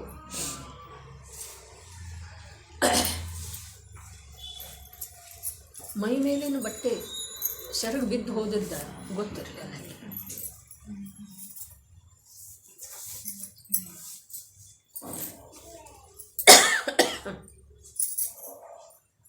ಹೇಳೋದಿಷ್ಟೇ ಇದೆ. ಭಕ್ತಿ ಅರ್ಥಾತ್ ಯಾರ್ದು ನಾವು ಭಕ್ತಿ ಮಾಡ್ತಾ ಇದ್ದೇವೆಯೋ ಅವರ ಗುಣಗಳಲ್ಲಿ ಅನುರಾಗ ಆಗ್ತಾ ಆಗ್ತಾ ತನ್ನ ವರ್ತಮಾನ ಅವಸ್ಥೆ ಮರ್ತು ಹೋಗೋದ್ರಿ. ಇದಕ್ಕೆ ಭಕ್ತಿ ಯೋಗ ಅಂತಾರೆ. ಯೋಗ ಮನ ವಚನ ಕಾಯದ ವಿಸ್ಮರಣೆಯಾಗಿ ಹೋಗೋದ್ರಿ. ಮನಸ್ಸನ್ನೋದೊಂದಲ್ಲಿ ಬೇರೆ ಉಳಿಯೋದನ್ನೇ ಇಲ್ರಿ. ಆ ಗುಣಗಳನ್ನು ತುಂಬಿಕೊಂಡಿರ್ತವೆ. ಮನುಷ್ಯಂದ ಅದರದೇ ಆದಂಥ ಅಸ್ತಿತ್ವ ಎಲ್ಲಿದೆ ರೀ? ಆ ಗುಣಗಳದ್ದನ್ನು ಕೀರ್ತನೆ ನಡೆದದ್ದೇ ಇರ್ತಿದೆ. ವಚನಕ್ಕೆ ಅದರದೇ ಆದಂಥ ಅಸ್ತಿತ್ವ, ಬೇರೆ ಸ್ವಾತಂತ್ರ್ಯ ಎಲ್ಲಿದೆ ರೀ? ಹಾಗಾದ್ರೆ ಮನ ವಚನದ್ದನ್ನು ಅನುಸರಣೆ ಮಾಡುವಂಥ ಕಾಯದ ಅಸ್ತಿತ್ವ ಇರ್ತಿದೆ ಅಂದರೆ ಇರುವುದೇ ಇಲ್ಲ. ಈ ಪ್ರಕಾರ ಭಕ್ತಿಯೋಗ ಇದೆ, ಜ್ಞಾನಯೋಗ ಇದೆ, ಅದರ ನಂತರ ಕರ್ಮಯೋಗ ಇದೆ. ಕರ್ಮಯೋಗ ಅರ್ಥಾತ್ ಸಾಕ್ಷಾತ್ ಭಗವಂತ ಯಾವ ಪ್ರಕಾರದ ಕಾರ್ಯ ಮಾಡಿ ಹೋದರೋ, ಭಗವಂತತೆಗೆ ಪ್ರಾಪ್ತ ಆದರೋ ಅದೇ ಪ್ರಕಾರದ ಕಾರ್ಯ ಇವನಲ್ಲೇ ಆಗಿಬಿಡ್ತಿದೆ, ಆಗಿ ಹೋಗ್ತಿದೆ. ಇವ ಈ ಲೋಕದೊಳಗೆ ಇಲ್ಲ, ಜನರ ಕಡೆಗೆ ಇಲ್ಲ, ಯಾವ ಪ್ರಕಾರದ ದೃಷ್ಟಿ ಇಲ್ಲ. ಅದರ ಸಲುವಾಗಿ ಇಲ್ಲಿ ಪ್ರಸ್ತಾವನೆಯೊಳಗೆ ನಾನು ಬರೆದಿದೆ ಅಂದರೆ, ಕಾಲ ಯಾವುದಾದರೆ ಏನು, ಉದಯ ಎಂಥದ್ದಿದ್ರೆ ಏನು, ಸಂಯೋಗದೊಳಗೆ ಏನಾದರೂ ಬದಲಾವಣೆ ಆದರೆ ಅದರಿಂದ ಏನಾಗೋದಿದೆ. ಹೃದಯದೊಳಗೆ ಭಕ್ತಿ ಬೇಕು ಅಂಥೇಳಿ ಹೇಳಿದ್ದಿದೆ. ಅದರ ನಂತರ ಹೇಳಿದೆ ಖ್ಯಾತಿ, ಪೂಜಾ, ಲಾಭ, ಯಶಸ್ಸು, ಏನೇನರೇ ಪರಂಪರೆ, ಒಂದು ರೂಢಿ ಅನ್ನುವ ದೃಷ್ಟಿಯಿಂದ ನೀವು ಭಕ್ತಿ ಮಾಡ್ತಿದ್ರಿ ಅಂತಂದ್ರೆ ಅದರಲ್ಲಿ ಯಾವ ಲಾಭನೂ ಆಗೋದಿಲ್ಲ.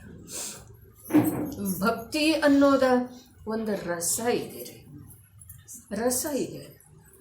ರಸದ ಆಸ್ವಾದನೆ ಆಗ್ತಿದೆ ರೀ. ರಸ ಉಕ್ಕುತ್ತಿದೆ, ಮೊದಲ ರಸ ಪ್ರಕಟ ಆಗ್ತಿದೆ, ಅದು ಹೆಚ್ಚಾಗಿ ಉಕ್ಕುತ್ತಿದೆ, ಸರ್ವಾಂಗದಿಂದ ಅದರದ ಪ್ರಸಾರ ಆಗ್ತಿದೆ, ಸರ್ವ ಪ್ರದೇಶದೊಳಗೆ ಅದರದ ಅನುಭೂತಿ ಆಗ್ತಿದೆ. ಅದಕ್ಕೆ ಭಕ್ತಿಗೆ ಬಹಳ ವಿಶೇಷ ಮಹಾತ್ಮ್ಯ ವಸ್ತು ದರ್ಶನದೊಳಗಿದೆ ರೀ. ಜೈನ ದರ್ಶನ ವಸ್ತು ದರ್ಶನ. ಇನ್ನು ಸಮಂತಭದ್ರಾಚಾರ್ಯರ ಸಲುವಾಗಿ ಏನು ಪ್ರಸ್ತಾವನೆಯೊಳಗೆ ನಾನು ಬಂದಿದ್ದೇನೋ, ಶಾಸ್ತ್ರ ಗ್ರಂಥಗಳ ವಾಂಗ್ಮಯ ರಚನೆ ಆಯ್ತಲ್ಲ, ಆಗಮ ಗ್ರಂಥಗಳ ರಚನೆ ಆದವಲ್ಲ, ಅವು ಯಾವ ಭಾಷೆಯೊಳಗಾದು? ಪ್ರಾಕೃತ, ಸಂಸ್ಕೃತ, ಕನ್ನಡ, ತಮಿಳು. ಹಿಂದಿ ಭಾಷೆಯೊಳಗೆ ಯಾವ ಗ್ರಂಥ ರಚನೆ ಆಗಿಲ್ಲ. ಮರಾಠಿ ಭಾಷೆಯೊಳಗಂತೂ ಯಾವ ಸಾಹಿತ್ಯ ಬಹಳ ಕಮ್ಮಿ ಇದೆ ರೀ. ಹಿಂದಿ ಭಾಷೆಯೊಳಗೆ ಏನು ಆಗಿದೆ ಇರಲ್ಲ ವಿಜಯಣ್ಣ, ಅದು ಸಂಸ್ಕೃತ ಪ್ರಾಕೃತದ ಅನುವಾದ ಇದೆ.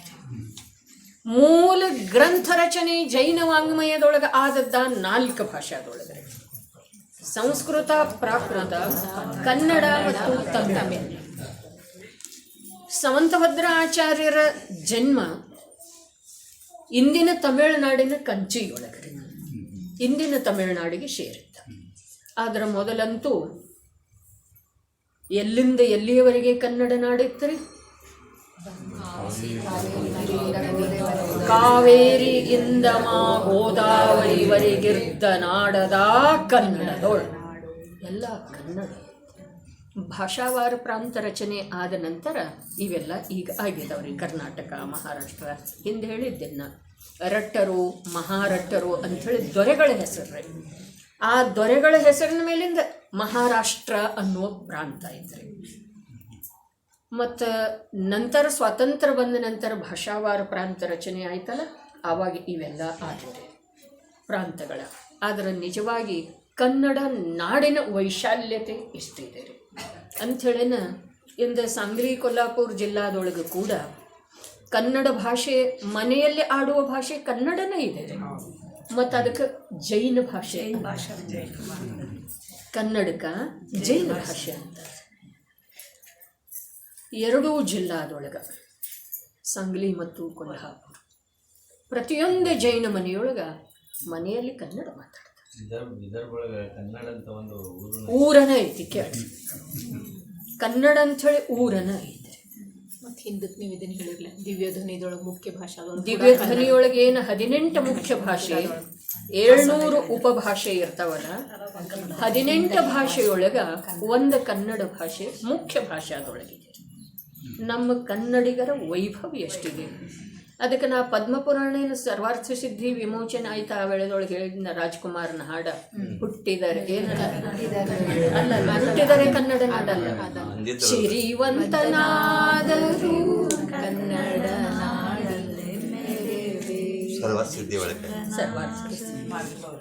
ಭಿಕ್ಷುಕಿ ಆದರೂ ಕೂಡ ಇಲ್ಲಿ ಕನ್ನಡ ನಾಡಲ್ಲ. ಜೈನ ತತ್ವಜ್ಞಾನವನ್ನು ಬಿಟ್ಟು ಕೊಡೋದಿಲ್ಲ.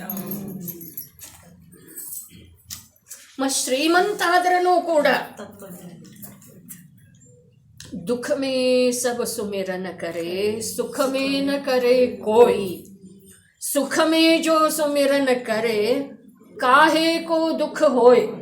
ಅವರಿಗೆ ದುಃಖ ಯಾವುದರ ಸಲುವಾಗಿ ಆಗ್ತಿದ್ದೀರಿ? ಸುಖದೊಳಗೆ.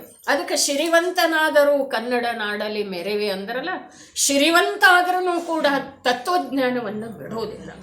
ತತ್ವಜ್ಞಾನಕ್ಕನ ಇನ್ನಷ್ಟು ಮೆರುಗು ಬರುವ ಹಾಗೆ ನಮ್ಮ ಶ್ರೀಮಂತಿಕೆಯ ಉಪಯೋಗ ಆಗಬೇಕ್ರಿ.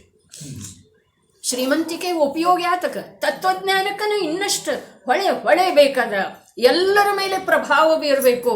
ಜೈನ ಅಜೈನರ ಮೇಲೆ ಎಲ್ಲ ಪ್ರಭಾವ ಬೀರಬೇಕು. ಯಾವ ಪ್ರಕಾರ ಶ್ರೀಮಂತಿಕೆಯ ಉಪಯೋಗ ಮಾಡೋದಿರ್ತಿದೆ ಅನ್ನೋದು.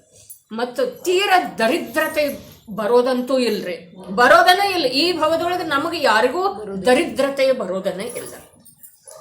ಒಂದು ವೇಳೆ ಬಂದರ ನಾವು ಯಾವ ತತ್ವಜ್ಞಾನವನ್ನು ಬಿಟ್ಟ ಪುಣ್ಯದ ಸಲುವಾಗಿ ಪುಣ್ಯವಂತರ ಕಡೆಗೆ ಯಾಚನೆ ಮಾಡೋದಿಲ್ರಿ.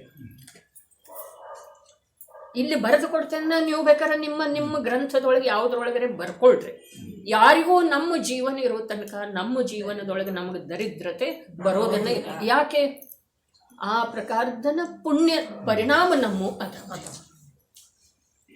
ಒಂದು ವೇಳೆ ತೀವ್ರ ಕರ್ಮದ ಉದಯ ಬಂತಂತ ಹೇಳಿ ಇಟ್ಕೊಂಡ್ರೆ ಬರೋದ್ರೊಳಗೆ ಆಶ್ಚರ್ಯ ಇಲ್ಲ. ಪಾರ್ಶ್ವನಾಥ ಪ್ರಭುವಿಗೆ ಉಪಸರ್ಗ ಆಯಿತು, ಸನತ್ ಕುಮಾರನಿಗೆ ರೋಗ ಆಯಿತು, ಸಮಂತಭದ್ರರಿಗೆ ರೋಗ ಆಯಿತು, ವಾದಿರಾಜಮುನಿಗೆ ರೋಗ ಆಯಿತು. ಆದ್ರೆ ಅದಕ್ಕೆ ಅವರೇನು ತಮ್ಮ ಧರ್ಮವನ್ನು ಬಿಟ್ಟರೆ ಸಾಧನಾ ಮಾರ್ಗದಿಂದ ವಿಚಲಿತ ಆದರು. ಅದಕ್ಕೆ ನಾವು ಪುಣ್ಯವಂತರ ಹತ್ರ, ಜೈನರ ಹತ್ರ ಅಥವಾ ತತ್ವಜ್ಞಾನ ಶೂನ್ಯರ ಹತ್ರ ಯಾಚನೆ ಮಾಡೋದು. ಅದಕ್ಕೆ ಭಿಕ್ಷುಕಿಯಾದರೂ ಕೂಡ ನಾವು ಈ ತತ್ವಜ್ಞಾನವನ್ನು ನಂಬಿ ನಡೆಯೋದು. ಅದಕ್ಕೆ ಹೇಳ್ತು, ದುಃಖ ಮೇ ಸಬ ಸುಮಿರನ ಕರೆ ಸುಖ ಮೇ ಕರೆ ನ ಕೋಯ್, ಸುಖ ಮೇ ಕರೆ ಜೋ ಉನ್ನೆ ದುಃಖ ಕಾಹೇ ಕೋ ಹೋಯ್. ಯಾತ್ರದಾಗ್ತಿದೆ, ಯಾಕಾಗೋದಿದೆ? ಸುಖದೊಳಗೆ ಕೂಡ ಮರಿಲಿಲ್ಲ ಅಂದ ಮೇಲೆ ದುಃಖ ಆಗೋ ಪ್ರಸಂಗ ಬರುವುದಿಲ್ಲ. ಇನ್ನು ಸಮಂತಭದ್ರ ಆಚಾರ್ಯರ ಸಲುವಾಗಿ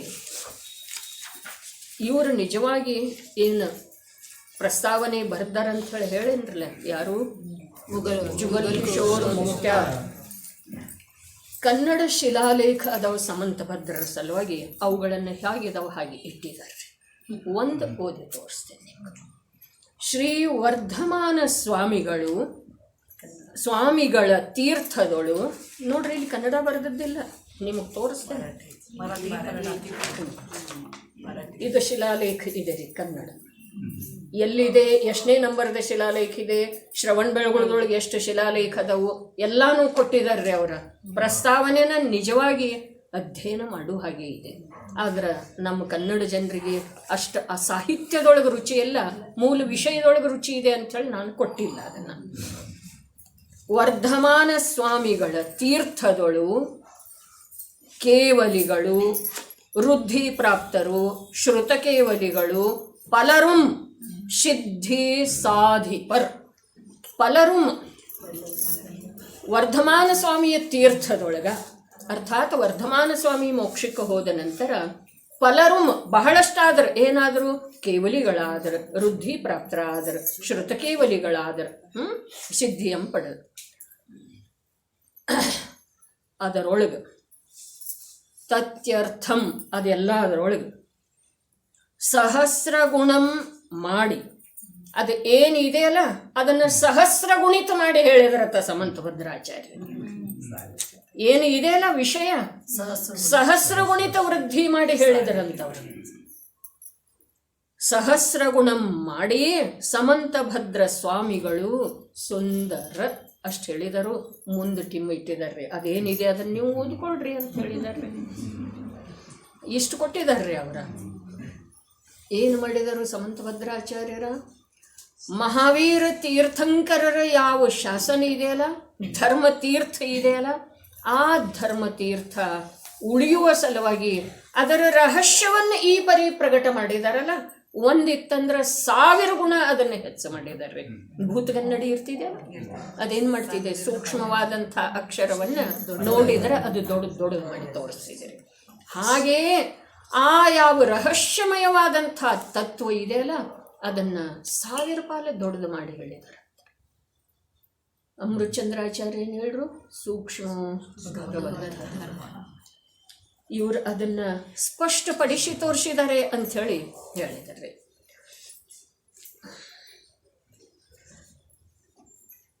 ಇದು ಭಸ್ಮಕ ರೋಗದ್ದೊಂದು ಶ್ಲೋಕ ಇದೆ. ಬಹಳಷ್ಟು ಶಿಲಾಲೇಖದ್ದು ಎಲ್ಲ ಕೊಟ್ಟಿದ್ದಾರೆ, ಅವೆಲ್ಲ ನಾ ತಂದಿಲ್ಲ. ಇದು ಕನ್ನಡದ ಅಷ್ಟೇ ತಿಮಗೆ ತೋರಿಸೋಣ ಅಂಥೇಳಿ ತಂದೆ. ನೋಡ್ತೇನೋ ಅಂತಂದ್ರೆ ನನ್ನ ಹತ್ರ ಇದೆ, ತೊಗೊಂಡು ಹೋಗ್ರಿ.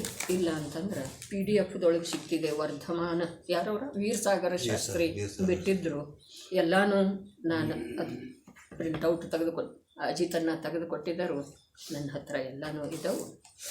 ನೋಡ್ತೇನೆಂದ್ರೆ ನೀವು ನೋಡಲಿಕ್ಕೆ ಅಡ್ಡಿ ಇಲ್ಲ, ಮಾಡಿಸ್ಕೊಳ್ಳಿಕ್ಕೆ ಅಡ್ಡಿ ಇಲ್ಲ.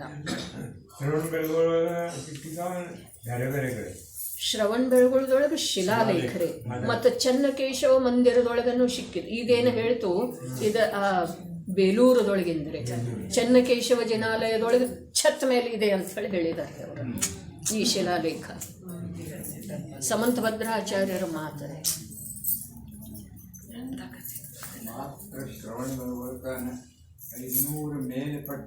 ಅದವ್ರಲ್ಲಿ ಶಿಲಾಲೇಖ ಕುಂದರು ಎಷ್ಟು ಅದಾವ್ರಿ? ಪೂಜ್ಯಪಾದಾಚಾರ್ಯರು ಅದಾವ್ರಿ, ಸಮಂತಭದ್ರಾಚಾರ್ಯರು. ಆ ಶಿಲಾಲೇಖದ ನಂಬರನ್ನು ಕೊಟ್ಟಿದ್ದಾರೆ ಅವರು. ಕೆಲವೊಂದು ಕೊಟ್ಟಿದ್ದರು. ಈ ಶಿಲಾಲೇಖ ಇಲ್ಲಿ ಸಮಂತಭದ್ರ ಮಾತು ಹೀಗಿದೆ ಅಂಥೇಳಿ. ಇನ್ನು ಅವರ ನಂತರದ ಆಚಾರ್ಯರ ಅವರ ಬಗ್ಗೆ ಏನೇನು ಹೇಳಿದ್ದಾರೆ ಅದನ್ನು 1-2 ಮಾತು ನಾನು ಉದ್ಧರಣಿಕೆ ಸಲುವಾಗಿ ತಮ್ಮೆದರೆ ಇರ್ತೇನೆ ರೀ. ಸ್ತುತಿ ವಿದ್ಯಾದ ಮೇಲೆ, ಸ್ತುತಿ ವಿದ್ಯಾ ಅನ್ನೋದೊಂದು ಕಾವ್ಯರ ಸ್ತುತಿ ಬರ್ದಾರೆ ಅಂತ ಹೇಳಿರಲಿಲ್ಲ, ಅದರ ಮೇಲೆ ವಸುನಂದಿ ಆಚಾರ್ಯರು ಟೀಕಾ ಬರ್ತಾರೆ. ಸ್ವಯಂಭೂ ಸ್ತೋತ್ರದ ಮೇಲೆ ಯಾವ ಪ್ರಕಾರ ಪ್ರಭಾಚಂದ್ರ ಆಚಾರ್ಯರ ಟೀಕೆಯನ್ನು ನಾವು ಕನ್ನಡದೊಳಗೆ ಪ್ರಕಾಶಿತ ಮಾಡಿದೆವು, ಆ ಪ್ರಕಾರ ಈ ಸ್ತುತಿ ವಿದ್ಯಾ ಸ್ತೋತ್ರದ ಮೇಲೆ ವಸುನಂದಿ ಆಚಾರ್ಯರ ಟೀಕಾ ಬರೆದಿದ್ದಾರೆ. ಅವರು ಹೇಳ್ತಾರೋ ಸಮಂತಭದ್ರರ ಸಲುವಾಗಿ, ಸದ್ಬೋಧ ರೂಪ ಸಮ್ಯಜ್ಞಾನ ಮೂರ್ತಿ ವರಗುಣಾಲಯ. ಸಮಂತಭದ್ರರ ಸಲುವಾಗಿ ಸದ್ಬೋಧ ರೂಪ ಸಮ್ಯಜ್ಞಾನ ಮೂರ್ತಿ, ಸಾಕ್ಷಾತ್ ಅವ್ರದ್ದು ರೂಪ ಎಂಥದ್ದಿತ್ತು, ಅವ್ರ ಕಾಯಿ ಎಷ್ಟು ಎತ್ತರ ಇತ್ತು, ಅವ್ರ ಸಮ್ಯಜ್ಞಾನದ ಮೂರ್ತಿನ ಸದ್ಬೋಧ ರೂಪ ಸಮ್ಯಜ್ಞಾನ ಮೂರ್ತಿ ವರಗುಣಾಲಯ. ಶ್ರೇಷ್ಠವಾದಂಥ ಗುಣಗಳದ್ದ ಆಲಯನ, ಗುಣಗಳ ವಾಸ ಮಾಡುವಂಥ ಮನೆನ. ವರ್ಧಮಾನ ಸ್ವಾಮಿಯ ಸಲುವಾಗಿ, ಅಂತಿಮ ತೀರ್ಥನಾಯಕರ ಸಲುವಾಗಿ, ಅಂತಿಮ ತೀರ್ಥಂಕರರ ಸಲುವಾಗಿ ಗುಣಭದ್ರಾಚಾರ್ಯ ಏನು ಹೇಳಿದರು? ಲಕ್ಷ್ಮೀ ನಿವಾಸ ನಿಲಯ ಅಂತ ಹೇಳಿದರು. ಇವರೇನು ಹೇಳ್ತಾರೋ ವರಗುಣಾಲಯ. ಯಾರ? ವಸುನಂದಿ ಆಚಾರ್ಯ. ಇನ್ನು ಆಪ್ತ ಮೀಮಾಂಸಾದ ಮೇಲೆ ಅಷ್ಟಶತಿಯಾಗಿದೆ, ತಮಗೆ ಗೊತ್ತಿದ್ದೀರಿ. ಟೀಕೆ ಅಕಲಂಕಾಚಾರ್ಯರ ಅಷ್ಟಶತಿ ಬರೆದರ್ರಿ. ವಿದ್ಯಾನಂದಿ ಆಚಾರ್ಯರ ಅಷ್ಟಸಹಸ್ರಿ ಬರೆದರ್ರಿ. ಈ ಕಾಲದ ವಿದ್ಯಾನಂದಿ ಅಲ್ಲ, 10ನೇ ಶತಮಾನದವರ್ರಿ. ಅಷ್ಟಸಹಸ್ರಿ ಬರೆದರ್ರಿ. ಮೊದಲದ ಆಪ್ತ ಮೀಮಾಂಸೆ ಅಥವಾ ದೇವಾಗಮ ಸ್ತೋತ್ರ, ಅದರ ಮೇಲೆ ಟೀಕಾ ಬರೆದ್ರ ಅಕಲಂಕಾಚಾರ್ಯರ ಅಷ್ಟಶತಿ ಅಂಥೇಳಿ. ಅಂದ್ರೆ 800 ಶ್ಲೋಕ ಪ್ರಮಾಣ ಬರ್ತಾರೆ. ಸಮಂತಭದ್ರಾಚಾರ್ಯರನ್ನು ತಿಳ್ಕೊಳ್ಳೋದಿದೆ, ಆಮೇಲೆ ನಮಗೆ ಸ್ವಯಂಭೂ ಸ್ತೋತ್ರ ತಿಳಿಯೋದಿದೆ ರೀ. 800 ಶ್ಲೋಕ ಪ್ರಮಾಣ ಟೀಕೆ ಬರೆದ್ರೆ ಅಕಲಂಕಾಚಾರ್ಯರೇ ಅಷ್ಟಶತಿ ಅಂಥೇಳಿ. ಆಮೇಲೆ ವಿದ್ಯಾನಂದಿ ಆಚಾರ್ಯರ ಅದರ ಮೇಲೆ ಅಷ್ಟಸಹಸ್ರಿ ಅರ್ಥಾತ್ 8000 ಶ್ಲೋಕ ಪ್ರಮಾಣ ಬರ್ತಾರೆ ಟೀಕೆ. ಹಿಂದೊಂದ್ಸಲ ಅದರಲ್ಲಿ ಉಲ್ಲೇಖ ಬಂದಿತ್ತು ರೀ ನಮ್ಮ ಸ್ವಾಧ್ಯಾಯದೊಳಗೆ.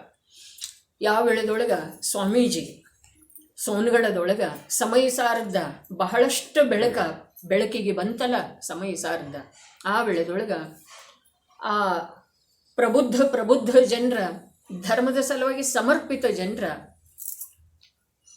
ಚರ್ಚೆಯೊಳಗೆ ವಿಷಯ ಬಂತು, ಅಷ್ಟಸಹಸ್ರಿಯದ ಸುಲಭ ಭಾಷೆಯೊಳಗೆ ತರಬೇಕು ಅಂಥೇಳಿ. ಆಗ ಅಲ್ಲಿ ಫುಲ್ಚಂದ್ ಸಿದ್ಧಾಂತ ಶಾಸ್ತ್ರಿ, ಕೈಲಾಶ್ ಚಂದ್ ಶಾಸ್ತ್ರಿ ಎಲ್ಲ ಇದ್ದಾರಲ್ಲ. ಫುಲ್ಚಂದ್ ಸಿದ್ಧಾಂತ ಶಾಸ್ತ್ರಿ ಉದ್ಗಾರ ಹೀಗಿತ್ತು: ಅಷ್ಟಸಹಸ್ರಿಯನ್ನು ಸುಲಭ ಭಾಷೆಯೊಳಗೆ ತರಬೇಕಾದ್ರೆ ಸ್ವರ್ಗದಿಂದ ವಿದ್ವಾಂಸರನ್ನು ಬೇಡಿಸಬೇಕು. ಹಾಗಾದ್ರೆ ದೈವಾಗಮ ಸ್ತೋತ್ರ ಹೇಗಿರ್ಬೇಕ್ರಿ? ಅದರದ ವಿಸ್ತಾರ ಅಷ್ಟಶತಿ ಆಯ್ತರೆ, ಅದರದ ವಿಸ್ತಾರ ಅಷ್ಟಸಹಸ್ರಿ ಆಯ್ತರೆ. ಆದ್ರೆ ಅದನ್ನ ಇಂದ ನಾ ಅನ್ನುವಂಥ ವಿದ್ವಾಂಸರ, ನಾವಂತೂ ಏನೂ ಅಲ್ರಿ, ಜೀವನ ಸಮರ್ಪಣೆ ಮಾಡಿದಂಥ ವಿದ್ವಾಂಸರ ಅದಕ್ಕೆ ಕಷ್ಟ ಸಹಸ್ರಿ ಅಂತ ಹೆಸರಿಟ್ಟಿದ್ದಾರೆ. ಅರ್ಥವಿಷಕೊಳ್ಳಿಕ್ಕೆ ಬರ್ತಾ ಇಲ್ಲ ಅಂತ ಹೇಳಿ ಅದಕ್ಕೆ ಕಷ್ಟ ಸಹಸ್ರಿ ಅಂತಾರೆ. ಅದನ್ನು ಒಂದು ವೇಳೆ ಸುಲಭ ಭಾಷೆಯೊಳಗೆ ತರಬೇಕಾದ್ರೆ ಸ್ವರ್ಗದಿಂದ ವಿದ್ವಾಂಸರನ್ನು ಬೇಡಿಸಬೇಕು ಅಂಥೇಳಿ ಅಲ್ಲಿ ಫುಲ್ಚಂದ್ ಸಿದ್ಧಾಂತ ಶಾಸ್ತ್ರಿ ಅಂದ ಹೇಳಿದ್ದಾರೆ. ಹಾಗಾದರೆ ಸಮಂತ ಭದ್ರಾಚಾರ್ಯರ ಜ್ಞಾನದ ವೈಶಾಲ್ಯ ಎಂಥದ್ದು, ಜ್ಞಾನದೊಳಗೆ ನಿರ್ಮಲತೆ ಎಂಥದ್ದು. ನಾವು ಯಾವುದಕ್ಕೆ ಸತ್ತು ಬೀಳ್ತಾ ಇದ್ದೀವಿ? ಯಾವ ಮಕ್ಕಳ ಮೊಮ್ಮಕ್ಕಳ ಆಸ್ತಿ, ಖ್ಯಾತಿ, ಡಿಗ್ರಿ, ಆದ ಈದ, ಬಂಗಲೆ, ಕಾರ, ಎಷ್ಟು ತುಚ್ಛ ದೇವ್ರೆ ನಾವ, ಎಷ್ಟು ಹೊಲಸು ಕೀಡಾ ದೇವ್ರೆ ನಾವ. ಕೀಡ ಮನುಷ್ಯ ರೂಪದ ಏನು ಹೇಳಿದ್ರವ್ರ ರತ್ನಾಕರವರ್ನಿ, ಹುಳು ಅಂದರ್ರಿ. ನರಕೀಟಗಳು ಅದೇಕೆ ಗರ್ವಿಸುವರೋ, ನರಕೀಟಗಳು ಅದೇಕೆ ಗರ್ವಿಸುವರೋ, ಯಾಕಿಷ್ಟು ಗರ್ವ ಮಾಡ್ತಾ ಇದ್ದಾರಪ್ಪ? ಆಶ್ಚರ್ಯ ರೀ ಅವನಿಗೆ, ರತ್ನಾಕರವರ್ನಿಗೆ ಇಷ್ಟೊಂದು ಯಾತಕ್ಕೆ ಗರ್ವ ಮಾಡ್ತಾ ಇದ್ದಾರೆ? ಇಲ್ಲಿ ಈಗೇನು ಮೊದಲನೇ ಶ್ಲೋಕ ಇದೆಯಲ್ಲ, ಈ ಎಡಗಡೆ ನೋಡ್ರಿ, ಅಲ್ಲೇ ಬಂತ ನೋಡ್ರಿ, ಅದು ನಾನು ಬೇಕಾದ ವಿಷಯನ.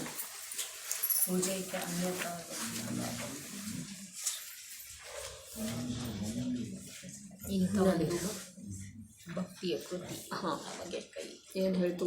ಆತ್ಮಗುಣಗಳ ವಿಕಾಸವನ್ನು, ಎರಡನೇ ಲೈನ್, ಲಕ್ಷ್ಯದಲ್ಲಿಟ್ಟುಕೊಂಡೇ ನಿತ್ಯವೂ ಮಾಡಲಾಗುತ್ತದೆ. ಏನ? ಈ ಆಧ್ಯಾತ್ಮಿಕ ಕ್ರಿಯೆಯೊಳಗನ ಈ ಭಕ್ತಿಯ ಸಮಾವೇಶ ಇದೆ. ಆಧ್ಯಾತ್ಮಿಕ ಕ್ರಿಯೆ ಅಷ್ಟೇ ಅಲ್ಲ, ಅವಶ್ಯಕ ಕ್ರಿಯೆಯೊಳಗೆ ಸಮಾವೇಶ ಇದೆ ರೀ. ಆವಾಗಲೇ ಅವು ಆತ್ಮೋತ್ಕರ್ಷದ ಸಾಧಕವಾಗುತ್ತವೆ.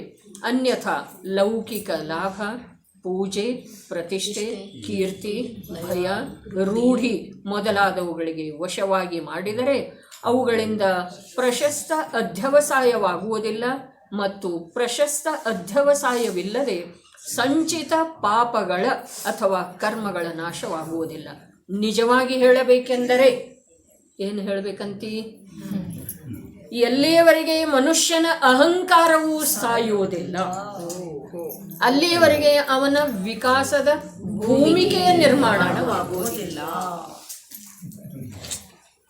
ಇದು ನನ್ನ ಮಾತಿದೆ ರೀ. ಏನಾರು ಕೇಳೋದಿತ್ರ ನನಗೆ ಪ್ರಶ್ನೆ ಕೇಳೋದು, ಯಾವುದ್ರೆ ಗ್ರಂಥ ತೆಗೆದು ನೋಡಿದ್ರೆ ಅದಕ್ಕೆ ಉತ್ತರ ಸಿಗುವುದಿಲ್ಲ.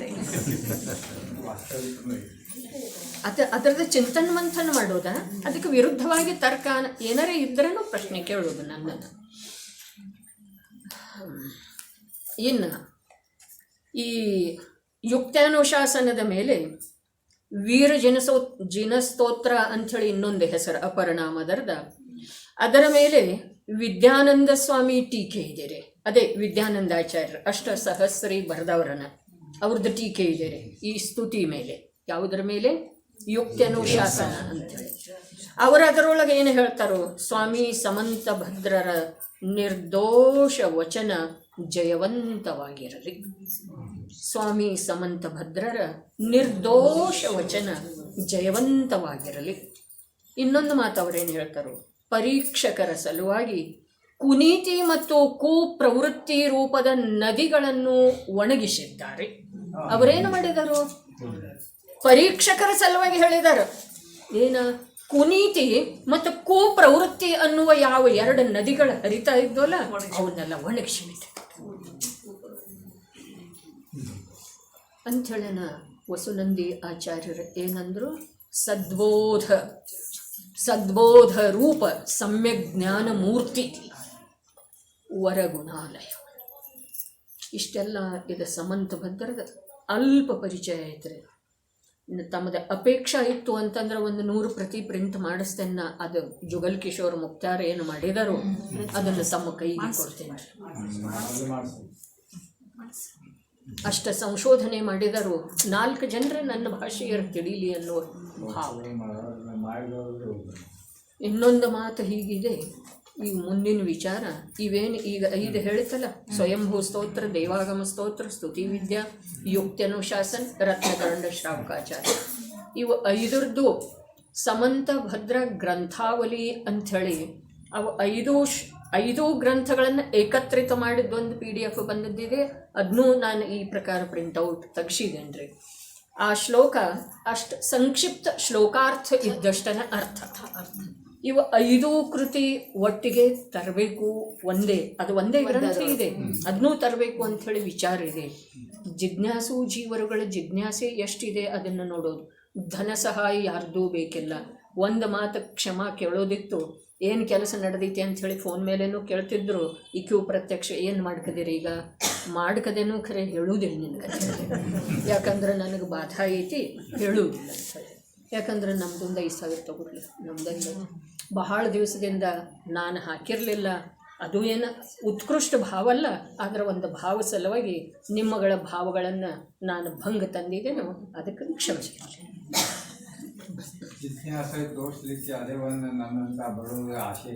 ನೀವು ಬಡವ ಯಾಕಂತೀರಿ? ಭಾವದಿಂದ ಶ್ರೀಮಂತಿಕೆ ಬೇಕ್ರಿ ಅಲ್ಲ. ನೋಡ್ರಿ, ಅವ್ರದ ಸ್ವರೂಪ ಹೀಗಿದೆ. ಅವ್ರಿಗೆ ಹೇಳ್ರು ಬಡವ ಅಂಥೇಳಿ ಬಂತು ವಿಷಯ. ಕನ್ನಡ ಕಲೀಲಿಲ್ರಿ ಅವರ. ಎಲ್ಲ ತಿಳಿತಾರೆ, ಕನ್ನಡಿಯರಿಗಿಂತ ಶುದ್ಧ ಕನ್ನಡ ಮಾತಾಡ್ತಾರೆ, ಆದ್ರೆ ಓದ್ಲಿಕ್ಕೆ ಬರುದಿಲ್ರಿ. ಕಲೀರಿ ಅಂತಂದ್ರೆ 4 ಬಾರಿ ಪ್ರಯತ್ನ ಮಾಡಿದ್ರು ಆಗಲಿಲ್ಲ, ಬಿಟ್ಟ್ರಿ. ಅಂದ್ರೆ ಆ ಪ್ರಕಾರದ ಸ್ಥಿರತಾ ಆಗಲಿಲ್ಲ, ಏನು ಆಗಲಿಲ್ಲ, ಯೋಗ ಇರಲಿಲ್ಲ. ಆದ್ರೆ ವಾರದೊಳಗೊಂದು 2 ಗ್ರಂಥರೇ ಯಾವ ಸಣ್ಣ ದೊಡ್ಡ ಓದವ್ರಿಗೆ ಓದಿ ಕೊಡತ್ತಾರ್ರಿ ಅವ್ರ. ಯಾವಿಲ್ಲ ಯಾವ್ರಿ ಇಲ್ಲಿ ಯಾವ್ದು ನಡೀತಿರ್ತೈತಲ್ಲ ಅದು. ಅಂದರೆ ಈ ಪ್ರಕಾರ ಅವರು ಆ ಜ್ಞಾನಾವರಣ, ಕನ್ನಡ ಭಾಷೆಯ ಸಲುವಾಗಿ ಏನು ಜ್ಞಾನಾವರಣ ಇದೆಯಲ್ಲ, ಆ ಪಟಲಗಳನ್ನು ಈ ರೀತಿ ಕತ್ತರಿಸ್ತಾ ಇರ್ತಾರೆ ಅವರ. ಅಂದ್ರೆ ನೋಡ್ರಿ, ಅದಕ್ಕೆ ದಾನನ ಕೊಡಬೇಕು, ಇದು ಮಾತಿಲ್ಲ. ಆದರೆ ಇದು ನಿಜವಾಗಿ ದಾನ ಇದೀರಿ. ಓದುವವರಿಗೆ ಓದು ಕೊಡೋದ. ಇದರೊಳಗೆ ನಾನು ಬರೆದಿದ್ದೇನೆ, ಓದೋವರಿಗೆ ಹೆಚ್ಚು ಕೃತಿಗಳನ್ನು. ನೋಡ್ರಿ, ಈ ಕೃತಿ ನಮ್ಮವರಿಗೆ ಸುರಕ್ಷಿತ ಬರಬೇಕಾದ್ರೆ ಈಗ ಮೊದಲನು ಯೋಗದಿಂದ ಅದೇ ಮಾತು ಇರ್ತಾರೆ. ಅಪ್ಪಾಜಿ ಪ್ರವಚನದೊಳಗೆ 2000 ವರ್ಷದಿಂದ ಈ ಗ್ರಂಥಗಳ ನಮ್ಮ ಕೈ ತಲುಪಬೇಕಾದ್ರೆ 1000 ವರ್ಷದೊಳಗೆ ಎಷ್ಟು ತಲೆಮಾರಾಗ್ತಾವ್ರಿ? 4000 ಆಗ್ತಾವ್ರಿ. 1000 ವರ್ಷದೊಳಗ 4000 ತಲೆಮಾರಾಗ್ತಾವ್ರಿ. 25 ವರ್ಷಕ್ಕೆ ಒಂದು ತಲೆಮಾರ್ರಿ, ಹೌದು ಅಥವಾ ಇಲ್ರಿ? ಹಾಗಾದ್ರೆ 8000 ತಲೆಮಾರುಗಳಿಂದ ಇದು ಸಮಯ ಸಾರಾದಿ ಗ್ರಂಥಗಳು ನಮಗೆ ಉಪಲಬ್ಧ ಆಗಿದಾವಂದ ಮೇಲೆ ಯಾವ ರೀತಿ ಅವರು ಶ್ರಮ ವಹಿಸಿರಬೇಕು? ಅವರಿಗೆ ಅಂಗಡಿ, ಬಿಸಿನೆಸ್, ನೌಕರಿ ಇದ್ದು ಅಥವಾ ಇಲ್ರಿ? ಅವರಿಗೆ ಜೀವನ ಇತ್ತು ಅಥವಾ ಇಲ್ಲ? ಜೀವನ ಜೀವಿಸೋದು ಬಹಳ ಸುಲಭ ಇದೆ ಸುದರ್ಶನ. ಆದ್ರೆ ಹೀಗೆ ಜೀವಿಸಬೇಕು, ಹಾಗೆ ಜೀವಿಸಬೇಕು, ಹಾಗೆ ಆಗಬೇಕು ಅನ್ನೋದೇನಿದೆ ಅಲ್ಲ, ಇದರೊಳಗೆ ಸಮಯ ಸಿಗುತ್ತಿಲ್ಲ.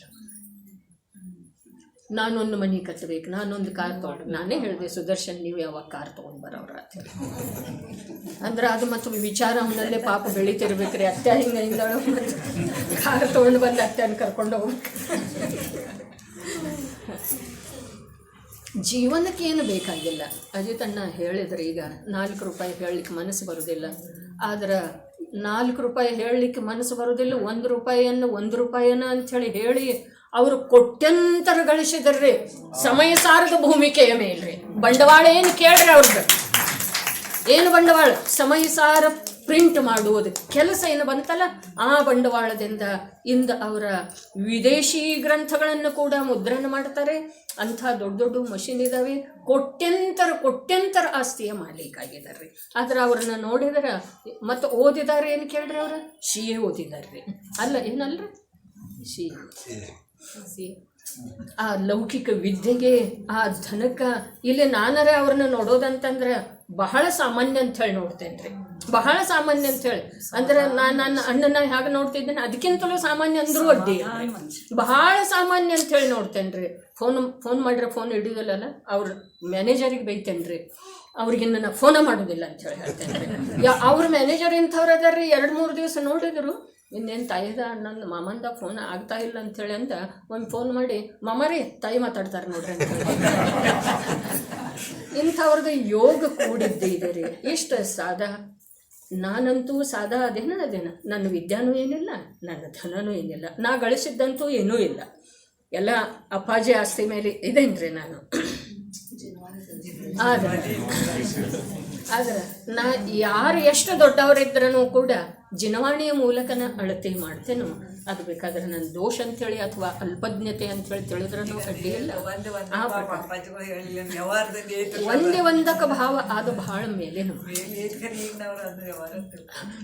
ಇಲ್ಲಿ ಅಂತಂದ್ರೆ ಒಂದು ತತ್ವಜ್ಞಾನದಿಂದ ಏನು ಅಂತರಂಗದೊಳಗೆ ಪ್ರಮೋದ ಆಗ್ತಿದೆಯಲ್ಲ, ಮತ್ತು ಅದರಿಂದ ಜ್ಞಾನ ತನ್ನಷ್ಟಕ್ಕೆ ತಾನ ಬೆಳೀತಿದೆ ರೀ. ಆ ಜ್ಞಾನ ಪ್ರಯೋಜನಭೂತ ಜ್ಞಾನ ಇದೆ ರೀ. ಇವು ಡಿಗ್ರಿಗಳ ಜ್ಞಾನ ಇದೆಯಲ್ಲ, ಇದು ಏನು ಪ್ರಯೋಜನಭೂತ ಜ್ಞಾನ ಇಲ್ಲ.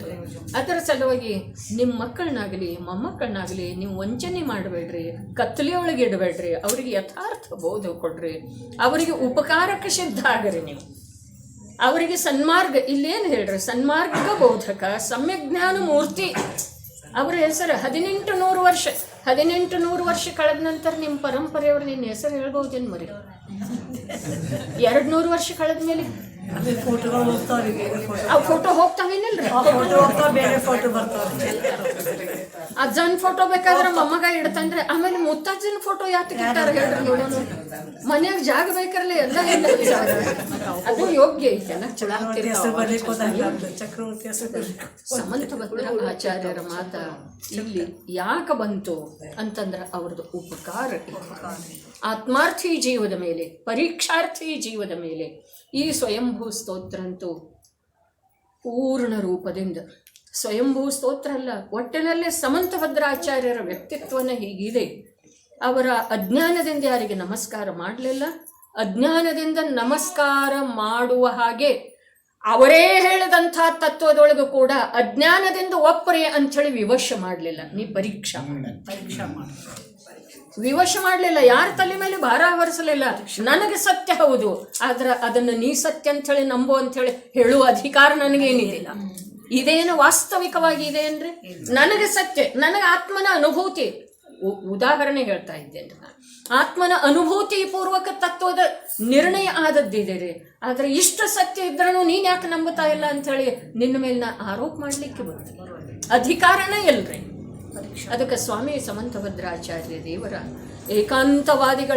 ಏಕಾಂತವಾದಿಗಳ ಮತಗಳನ್ನೆಲ್ಲ ಮಹಾವೀರರ ವಾಣಿ ಯಾವ ಪ್ರಕಾರ ಆ ಗಂಡಸ್ಥಲದಿಂದ ಒಸರಿಸ್ತಾ ಇರುವಂಥ ಗಜ ಅದ ತನ್ನ ದಂತಗಳಿಂದ ಮಿಥ್ಯಾ ಮತ ರೂಪದ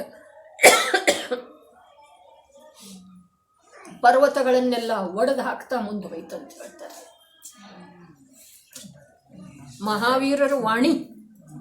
ಮಹಾವೀರರ ವಾಣಿ ಹೋಯಿತು, ಈ ಪ್ರಕಾರ ಗಮನ ಮಾಡಿತು ಅಂಥೇಳಿ ಹೇಳುವಂಥವ್ರದ್ದು ವಾಣಿ ಕೂಡ ಅಂಥದ್ದೇ ಇತ್ತು.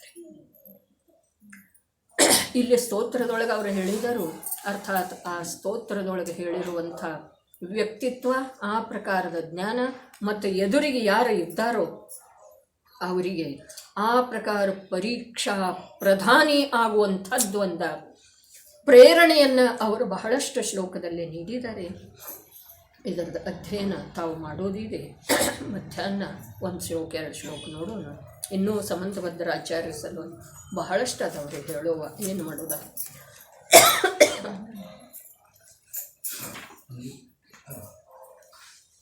7ನೇ ಶತಮಾನದ ಸಾತಿಶಯ ವಿದ್ವಾನ್ ಶ್ರೀ ಅಕಲಂಕ ದೇವ ಅಷ್ಟಶತಿ ಗ್ರಂಥದೊಳಗೆ ಹೇಳ್ತಾರೆ ಸಮಂತಭದ್ರ ಸಲುವಾಗಿ ದಿವ್ಯೈಕ ಲೋಕನಯನ ಶಾದ್ವಾದ ಮಾರ್ಗ ಸಂರಕ್ಷಕ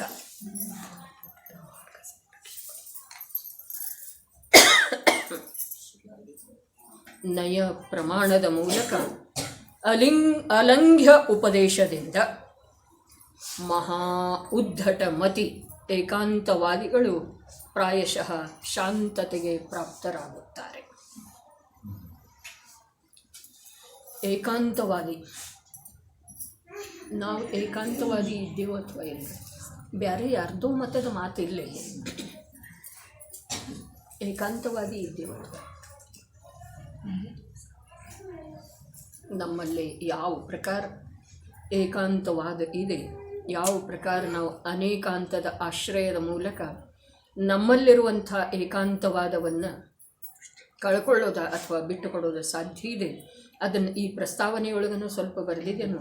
ಗ್ರಂಥದೊಳಗೆ ಬೇಕಾದಷ್ಟು ವಿವರವಾಗಿ ಅದು ಇದೆ. ಅದನ್ನು ಓದಿ ನೋಡೋದ, ಅಭ್ಯಾಸ ಮಾಡೋದ ಮತ್ತು ಜಿನವಾಣಿಯ ಸಂರಕ್ಷಣೆಯ ಸಲುವಾಗಿ ಕಟಿಬದ್ಧ ಆಗೋದ. ಭಾವಶ್ರುತ ದ್ರವ್ಯಶ್ರುತ ಎರಡನ್ನು ತಪ್ಪಿ ಕೂಡ ವಿಚಾರ ಬರಬಾರ್ದು. ಎಲ್ಲರೂ ನಮ್ಮ ಸಂಯೋಗದೊಳಗಿದ್ದವರು ಬಹಳ ಜನ ಹೇಳಿದ್ದಾರೆ. ಇದನ್ನು ಓದೋರೇನೆ, ನಾನು ಪೂರ್ತಿ ಒಂದೊಂದು ಇಟ್ಕೊಳ್ತೇನೆ, 4 ತೊಗೊಂಡಿದ್ದೇನೆ, ಅವತ್ತನ್ನೇನು ಮಾಡಲಿ, ಅವದನ್ನು ಏನು ಮಾಡಿ ಅಂದ್ರೆ ನಾ ತಗೊಂಡಿದ್ದೇನೋ ಅನ್ನೋದನ್ನು ಕರ್ತೃತ್ವ ಭಾವ, ಅದರದ್ದೇನ್ರೆ ನಾ ಯೋಗ್ಯ ವಿಲೇವಾಟ ಮಾಡ್ತೇನೋ ಅನ್ನೋದನ್ನು ಕರ್ತೃತ್ವ ಭಾವ. ಯಾಕೆ ಆ ಪ್ರಕಾರದ ಭಾವ ಮಾಡ್ತೀರಿ? ಸ್ವಪ್ನದೊಳಗೂ ಕೂಡ ಭಾವ ಬರೋದು ಬೇಡ. ಏನ ನಾಳೆ ಈ ಜನವಾಣಿಯ ಅವಮಾನ ಆದೀತೆನ, ಈ ಪ್ರಕಾರದ ಭಾವ ಸ್ವಪ್ನದೊಳಗೂ ಕೂಡ ಬರೋದು ಬೇಡ. ನಮ್ಮ ವಿದ್ಯಮಾನತೆ ಇರೋ ತನಕ ನಾವು ಸಂತೋಷದಿಂದ ಬರೇ ಅವುಗಳನ್ನು ನೋಡಿ ಕೂಡ ನಾವು ಪ್ರಮೋದ ಪ್ರಮೋದ ಪ್ರಮೋದ ಪ್ರಮೋದ ಭಾವರೂಪವಾಗಿ ಪರಿಣಮಿಸೋನು. ನಮ್ಮಲ್ಲೇ ಇರುವಂಥ ಸಂಚಿತ ಪಾಪವನ್ನು ನಾಶ ಮಾಡಿಕೊಂಡ ನಾವು ಸನ್ಮಾರ್ಗದೊಳಗೆ, ಮೋಕ್ಷ ಮಾರ್ಗದೊಳಗೆ, ರತ್ನತ್ರಯದ ಮಾರ್ಗದೊಳಗೆ ಸಮಂತ ಭದ್ರಾಚಾರ್ಯದೇವ ತೋರಿಸಿರುವಂಥ ಮಾರ್ಗದೊಳಗೆ ಸಾಗೋನು ಅನ್ನುವ ಮಂಗಲ ಭಾವ.